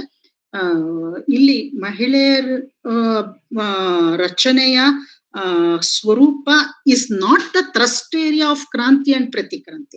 ಥ್ರಸ್ಟ್ ಏರಿಯಾ ಯಾವುದು ಅಂತಂದ್ರೆ ಹೇಗೆ ಇಲ್ಲಿನ ತಳ ಸಮುದಾಯಗಳನ್ನ ಮತ್ತೆ ಇಲ್ಲಿದ್ದಂತಹ ಒಂದು ಇನ್ಕ್ಲೂಸಿವ್ ಆದಂತಹ ಒಂದು ಫಿಲಾಸಫಿಯನ್ನ, ಸಮಾನತೆ ಸ್ವಾತಂತ್ರ್ಯದ ಫಿಲಾಸಫಿ ಮತ್ತೆ ಪ್ರಜಾಪ್ರಭುತ್ವದ ಎಲೆಕ್ಷನಿನ ಫಿಲಾಸಫಿ, ಏನು ಪೊಲಿಟಿಕಲ್ ಆದಂತಹ ನೀತಿ ಎಲ್ಲವನ್ನ ಪ್ರತಿಕ್ರಾಂತಿ ಹೇಗೆ ಅಳಿಸ್ತು ಅನ್ನೋದು that's the crux of the issue. But ಅದನ್ನ ಪ್ರಸ್ತಾಪ ಮಾಡೋ ಸಂದರ್ಭದಲ್ಲೇ ಈ ವಿಷಯ ಕೂಡ ಬರುತ್ತೆ. ನೆಕ್ಸ್ಟ್ ಬುದ್ಧ ಅಂಡ್ ಧಮ್ಮ ಕೃತಿನಲ್ಲಿ ಮೌಲ್ಯಗಳ ವ್ಯಾಖ್ಯಾನದ ಹಿನ್ನೆಲೆಯಲ್ಲಿ ಪುರುಷ ಮತ್ತು ಮಹಿಳೆಯರಿಗೆ ಇರುವ ಸಮಾನ ಮೌಲ್ಯಗಳನ್ನ ಕುರಿತು ಮಾತಾಡ್ತಾರೆ. ಮತ್ತೆ ಇವುಗಳು ಬಹಳ ಇಂಪಾರ್ಟೆಂಟ್ ಅನ್ನುವಂತ ವಿಷಯಗಳನ್ನ ಪ್ರಸ್ತಾಪ ಮಾಡ್ತಾರೆ. ಪಾರ್ಟಿಷನ್ ಆಫ್ ಇಂಡಿಯಾ ಎನ್ನೋ ಕೃತಿನಲ್ಲಿ ಮುಸ್ಲಿಂ ಮಹಿಳೆಯರ ಸ್ಥಿತಿ ಬಗ್ಗೆ ಅವರು ಪ್ರಸ್ತಾಪವನ್ನ ಮಾಡ್ತಾರೆ. ಅವರು ಸೊ ಈಗ ಆ ಕೃತಿಯನ್ನ ಬೇರೆ ತರ ವ್ಯಾಖ್ಯಾನ ಮಾಡ್ತಾ ಇರೋದನ್ನ ನಾವು ನೋಡ್ತಾ ಇದ್ದೀವಿ. ಬಟ್ ಮುಸ್ಲಿಂ ಮಹಿಳೆಯರ ಸ್ಥಿತಿ ಅನ್ನೋದು ಅದು ಬಹಳ ಶೋಚನೀಯವಾಗಿರುವಂತ ಸ್ಥಿತಿ. ಅದಕ್ಕೂ ಕೂಡ ಬೇರೆ ರೀತಿಯ ಸಪೋರ್ಟ್ ಸಿಸ್ಟಮ್ಗಳು ಬೇಕು ಅಂತ ಹೇಳಿ ಮಾರ್ಲಿಮೆಂಟೋ ರಿಫಾರ್ಮ್ಸ್ ನ ಟೈಮ್ ಅಲ್ಲಿ ಮುಸ್ಲಿಂ ಲೀಗ್ ಅದು ತನಗೆ ಪ್ರತ್ಯೇಕ ಮತಕ್ಷೇತ್ರಗಳನ್ನ ಕೇಳ್ತಂತೆ. ಅದೇ ಟೈಮಲ್ಲೇ ಅಂಬೇಡ್ಕರ್ ತಮಗೂ ಕೂಡ ಪ್ರತ್ಯೇಕ ಮೀಸಲ ಕ್ಷೇತ್ರಗಳು ಕೇಳ್ತಾರೆ. ಆ ಸಂದರ್ಭದಲ್ಲಿ ಅವರು ಇಲ್ಲಿನ ಹೆಣ್ಣು ಮಕ್ಕಳು ಅಂತಂದ್ರೆ ಸ್ಪೃಶ್ಯ ಸಮುದಾಯಗಳು ಅವಾಗ ಅದನ್ನ ನಿಮ್ನ ವರ್ಗ ಅಂತ ಕರಿತಾ ಇದ್ರು ಅದನ್ನ. ಸೊ ಪರಿಶಿಷ್ಟ ಜಾತಿ ಮತ್ತು ಪರಿಶಿಷ್ಟ ವರ್ಗದ ಮಹಿಳೆಯರು ಪ್ಲಸ್ ಮುಸ್ಲಿಂ ಮಹಿಳೆಯರು ಅವರ ಸ್ಥಾನಮಾನಗಳ ಬಗ್ಗೆ ಅವರು ಮಾತಾಡ್ತಾರೆ. ಸೊ ಹೀಗಾಗಿ that person how he is to include everyone, whether it be women, whether it be Muslim, whatever it is. So ಅವರಷ್ಟು ಇನ್ಕ್ಲೂಸಿವ್ ಆಗಿ ಯೋಚನೆ ಮಾಡುವಂತಹ ಬೇರೊಬ್ಬ ಚಿಂತಕರು ಕೂಡ ನಾನು ನೋಡಿದ, ಅಥವಾ ನನ್ನ ರೀಡಿಂಗ್ ಬಹುಶಃ ಕಡಿಮೆ ಕೂಡ ಇರಬಹುದು. ಸೊ ಇಷ್ಟು ಟೆಕ್ಸ್ಟ್ ಅಲ್ಲಿ ಭಾರತದಲ್ಲಿ ಮಹಿಳೆಯರನ್ನ ರಚಿಸಿರುವ ರೀತಿಯ ಬಗ್ಗೆ ತುಂಬಾ ಕ್ರಿಟಿಕಲ್ ಆಗಿ ಅವರು ಅನಲೈಸ್ ಮಾಡ್ತಾ ಅದರಲ್ಲಿರುವ ನ್ಯೂನ್ಯತೆಗಳ ಪ್ರಸ್ತಾಪವನ್ನ ಮಾಡ್ತಾರೆ. ಅಪಾರ್ಟ್ ಫ್ರಮ್ ದಟ್ ಮಹಿಳೆಯರ ಚಳುವಳಿಗೆ ಅಂಬೇಡ್ಕರ್ ಚಾಲನೆಯನ್ನ ಕೊಡ್ತಾರೆ. It's a very interesting thing. ಅವಾಗ ಸ್ವತಂತ್ರ ಹೋರಾಟದ ಕಾಲಘಟ್ಟದಲ್ಲಿ ನಮ್ಗೆ ಗೊತ್ತಿದ್ದಂಗೆ ಮಹಿಳೆಯರು ಮತ್ತೆ ಪುರುಷರು ಎಲ್ಲರೂ ಸ್ವತಂತ್ರ ಹೋರಾಟಕ್ಕೆ ದಲ್ಲಿ ಭಾಗವಹಿಸ್ತಿದ್ದಂತ ಕಾಲ grass root community of women ಅವ್ರನ್ನ ಮೂವ್ಮೆಂಟ್ ಒಳಗಡೆಗೆ ತೊಡಗಿಸ್ಕೊಳ್ಳೋದು ಮತ್ತೆ ತೊಡಗಿಸೋದು ಇಟ್ ಇಸ್ ಐ ಮೀನ್ ಅದನ್ನ ನನ್ಗೆ ಗಾಯತ್ರಿ ಸ್ಪಿವಾಕ್ ಅದಕ್ಕೆ ತುಂಬಾ ಒಂದು ಇಂಪಾರ್ಟೆಂಟ್ ಆದಂತ ಒಂದು ಪರಿಭಾಷೆಯನ್ನ ಹೇಳ್ತಾರೆ. ಅದು ತಕ್ಷಣಕ್ಕೆ ನನ್ಗೆ ಅದು ಜ್ಞಾಪಕ ಬರ್ತಾ ಇಲ್ಲ ಅದು. ಸೊ ಆ ತರದ ಒಂದು ದೊಡ್ಡ ಕ್ರಿಯೆಯಾಗಿ ನನಗದು ಕಾಣುತ್ತೆ. 27 ಹೊತ್ತಿಗಾಗ್ಲೇನೆ ನಿಮ್ನ ವರ್ಗಗಳ ಮಹಿಳೆಯರನ್ನ ಅವರು ಎಲ್ಲಾ ಕಡೆನಲ್ಲೂ ತಾವು ಓದೋದ್ ಕಡೆನಲ್ಲಿ ಭಾಷಣಕ್ಕೆ ನಿಮ್ಮ ಹೆಂಡತಿರ್ನ ಕರ್ಕೊಂಡ್ ಬನ್ನಿ, ನಿಮ್ಮ ಮಕ್ಕಳನ್ನ ಕರ್ಕೊಂಡ್ ಬನ್ನಿ ಅಂತ ಹೇಳ್ತಾ ಅವರು ನಿಮ್ನ ವರ್ಗಗಳ ಪುರುಷರನ್ನ ಅವರು ಪ್ರೋತ್ಸಾಹವನ್ನ ಕೊಡ್ತಿರ್ತಾರೆ. ಆ ಟೈಮಲ್ಲಿ ಸುಮಾರು 3,000 ಜನ ಅವರು ಮಹಾಡ್ ಸತ್ಯಾಗ್ರಹದ ಸಂದರ್ಭದಲ್ಲಿ ಸೇರಿದ್ರು. ಮಹಾಡ್ ಸತ್ಯಾಗ್ರಹದ ಸಂದರ್ಭದಲ್ಲಿ 300 ಜನ ಹೆಣ್ಮಕ್ಳು ಪಾಲ್ಗೊಂಡಿರ್ತಾರೆ. ಕಾಳಾರಾಮ್ ದೇವಸ್ಥಾನದ ಹಕ್ಕನ್ನ ಪ್ರತಿಪಾದಿಸಕ್ ಹೋದಂತ ಸಂದರ್ಭದಲ್ಲಿ 3,000 ಜನ ಹೆಣ್ಮಕ್ಳು ಬರ್ತಾರೆ. ಸೊ 27 ಇಂದ ಈಚೆ ಅಂಬೇಡ್ಕರ್ ಓದೋದ್ ಕಡೆನಲ್ಲಿ, ಅಂಬೇಡ್ಕರ್ ಭಾಷಣ ನಡೀತಾ ಇದೆ ಅನ್ನೋ ಕಡೆನಲ್ಲಿ ಗ್ರಾಸ್ ರೂಟ್ ಕಮ್ಯುನಿಟಿ ವಿಮೆನ್ 300 ಅಂತಂದ್ರೆ ಏನು, 3,000 ಅಂತಂದ್ರೆ ಏನು? ಇವತ್ತು ನಮ್ಮಲ್ಲಿ ಒಂದು ಸೆಮಿನಾರ್ ಮಾಡ್ತೀವಿ ಅಂತಂದ್ರೆ 30 ಜನ ಸ್ಟೂಡೆಂಟ್ಸ್ ಕೂಡ ಇರೋದಿಲ್ಲ. ಸೊ ಪ್ರತಿಯೊಂದು ಸಂದರ್ಭದಲ್ಲೂ ಕೂಡ ಆರ್ಥಿಕ ಹಕ್ಕುಗಳ ಬಗ್ಗೆ ಒಂದ್ ಕಡೆ ಅವ್ರಿಗೆ ಮನವರಿಕೆ ಮಾಡ್ಕೊಟ್ರೆ, ಇನ್ನೊಂದ್ ಕಡೆ ಸಾರ್ವಜನಿಕ ಹಕ್ಕುಗಳ ಬಗ್ಗೆ ಮನವರಿಕೆ ಮಾಡ್ಕೊಡ್ತಾರೆ. ಮಾಡ್ ಸತ್ಯಾಗ್ರಹದ ಸಂದರ್ಭದಲ್ಲಿ, ಕಾಳಾರಾಮ್ ದೇವಸ್ಥಾನದ ಪ್ರವೇಶದ ಸಂದರ್ಭದಲ್ಲಿ ಸಾಂಸ್ಕೃತಿಕ ಮತ್ತು ಧಾರ್ಮಿಕ ಹಕ್ಕುಗಳ ಬಗ್ಗೆ ಮಾತಾಡ್ತಾ ಹೋಗ್ತಾರೆ. ಹಿಂದೂ ಕೋಡ್ ಬಿಲ್ ನ ಅವರು ಸರ್ಕಾರ ಒಪ್ಪುಗೊಳ್ಳದೆ ಹೋದ್ರು ನಾನು ನಿಮ್ಗೆ ಅವಾಗ್ಲೇ ಇದನ್ನ ಪ್ರಸ್ತಾಪ ಮಾಡಿದ್ದೆ. ಪೀಪಲ್ಸ್ ಎಜುಕೇಶನ್ ಸೊಸೈಟಿನಲ್ಲಿ, ಸಿದ್ಧಾರ್ಥ ಎಜುಕೇಶನ್ ಸೊಸೈಟಿನಲ್ಲಿ ಮತ್ತೆ ಅವ್ರು ಸ್ಥಾಪಿಸಿದಂತಹ ಹಾಸ್ಟೆಲ್ಗಳು, ಮೆಡಿಕಲ್ ಕಾಲೇಜಲ್ಲಿ ಎಲ್ಲಾ ಕಡೆ ಹೆಣ್ಣು ಮಕ್ಕಳಿಗೆ ಹೇಳ್ತಾ ಇರ್ತಾರೆ.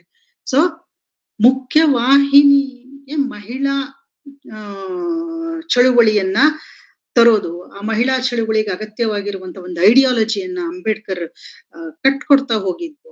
ಆಮೇಲೆ ಈ ಕಡೆ ಸಮಾನ ಸಮಾಜವನ್ನ ಕಟ್ಟುವ, ಸಾಮಾಜಿಕ ನ್ಯಾಯವನ್ನ ಸ್ಥಾಪಿಸುವ ಒಂದು ಬೃಹತ್ ಯೋಜನೆಯ ಜೊತೆಗೆ ಮಹಿಳೆಯರಿಗೂ ಕೂಡ ಸಮಾನತೆಯನ್ನ, ಸ್ವಾತಂತ್ರ್ಯವನ್ನ ಕೊಡುವ ಇನ್ನೊಂದು ಬೃಹತ್ ಯೋಜನೆಯನ್ನ ಗಂಟಾಕೊಂಡು ತಗ್ಲಾಕೊಂಡು ಓಡಾಡುವ Ambedkar. I don't have words to speak. ಹೀಗೆ ಅಂಬೇಡ್ಕರ್ ಅವರ ಪ್ರಯತ್ನದಿಂದಾಗಿ ಆಗಿನ ಕಾಲಘಟ್ಟದಲ್ಲಿ ತುಳಸಿಬಾಯಿ ಬಣಸೋಡೆ ಎನ್ನುವಂತ ಒಬ್ಬ ಹೆಣ್ಣು ಮಗಳು ಚೊಕ್ಕಮೇಳ ಎನ್ನುವಂತ ನ್ಯೂಸ್ ಪೇಪರ್ ನ ಶುರು ಮಾಡ್ತಾಳೆ. ಅವರು ಕೂಡ ನಿಮ್ನ ವರ್ಗಕ್ಕೆ ಸೇರಿದಂತಹ ಹೆಣ್ಮಗಳು. ರಾಧಾಬಾಯಿ ವಡಾಳೆ ಅನ್ನುವಂತ ಹೆಣ್ಮಗಳು, ಆಕೆ ಬಹಳ ದೊಡ್ಡ ಆಕ್ಟಿವಿಸ್ಟ್ ಆಗಿ ಪರಿವರ್ತನೆಗೊಳ್ತಾಳೆ ಅವಳು. ಸೊ ಮಹಿಳಾ ಚಳುವಳಿಗೆ ಅಂಬೇಡ್ಕರ್ ಅದಕ್ಕೆ ಅಗತ್ಯವಾದಂತಹ ಒಂದು ವೇದಿಕೆಯನ್ನು ಸೃಷ್ಟಿಸ್ತಾ ಹೋಗ್ತಾರೆ. ಸೊ ನೆಕ್ಸ್ಟ್, ಮಹಿಳೆಯರ ಸಬಲೀಕರಣಕ್ಕೆ ಅಂಬೇಡ್ಕರ್ ಯಾವ ಕೊಡುಗೆಯನ್ನು ಕೊಟ್ರು? ನಮ್ಗೆಲ್ಲ ಗೊತ್ತಿರೋ ಹಾಗೆ ಮೂಲಭೂತ ಹಕ್ಕುಗಳು, ಆಮೇಲೆ ಮಹಿಳೆಯರಿಗೆ ಪ್ರವೇಶವನ್ನ ನೀಡುವ ಶೈಕ್ಷಣಿಕ ಸಂಸ್ಥೆಗಳನ್ನ ಸ್ವತಃ ಅವರೇ ಸ್ಥಾಪಿಸ್ತಾರೆ. ಸೊ ಮಹಿಳೆಯರಿಗಾಗಿ ಉಚಿತ ಹಾಸ್ಟೆಲ್ಗಳು, ಆಮೇಲೆ ಅವ್ರಿಗೆ ಸ್ಕಾಲರ್ಶಿಪ್ ಅಂತ ಕಲ್ಯಾಣ ಯೋಜನೆಗಳನ್ನ ಅವರು ಪ್ರಸ್ತಾಪ ಮಾಡ್ತಾ ಹೋಗ್ತಾರೆ. ಆಮೇಲೆ ಅದಕ್ಕೋಸ್ಕರ ಅವರು ಎಲ್ಲಾ ಕಡೆನೂ ಹಣ ಸಂಗ್ರಹ ಮಾಡಿ ಆ ವಿದ್ಯಾರ್ಥಿ ವೇತನಗಳನ್ನ ಪಾವತಿಸೋದಿಕ್ಕೆ, ಹಾಸ್ಟೆಲ್ನ ಕಟ್ಟೋದಿಕ್ಕೆ ಅವರು he takes measures for that. So ಮಹಿಳೆಯರಿಗೆ ಸಾಮಾಜಿಕ, ಕಾನೂನು ಮತ್ತು ಆರ್ಥಿಕ ಬದಲಾವಣೆ ಸಾಧ್ಯವಾಗುವುದಕ್ಕೆ ಅಗತ್ಯವಾದಂತಹ ಬುನಾದಿಗಳನ್ನ ಈ ಎಲ್ಲದರ ಮೂಲಕ ಅವರು ಹಾಕ್ಲಿಕ್ಕೆ ಶುರು ಮಾಡ್ತಾರೆ. ಸೊ ಮಹಿಳೆಯರ ಸಬಲೀಕರಣಕ್ಕೆ ಅಂಬೇಡ್ಕರ್ ಇಷ್ಟೊಂದು ಕಾಣಿಕೆಗಳನ್ನ ಕೊಟ್ಟಿರೋದನ್ನ ನಾವು ನೋಡ್ಬೋದು. ಹಾಗೇನೆ ಅವರ ಜೀವನ ಸಂಗಾತಿಗಳಾದಂತಹ ರಮಾಬಾಯಿ ಮತ್ತೆ ಡಾಕ್ಟರ್ ಸವಿತಾ ಅವ್ರನ್ನ ನೆನಪಿಸ್ಕೋತಾ ನಾನು ನನ್ನ ಮಾತನ್ನ ಮುಗಿಸ್ತೀನಿ. Thank you. Okay, thank you so much.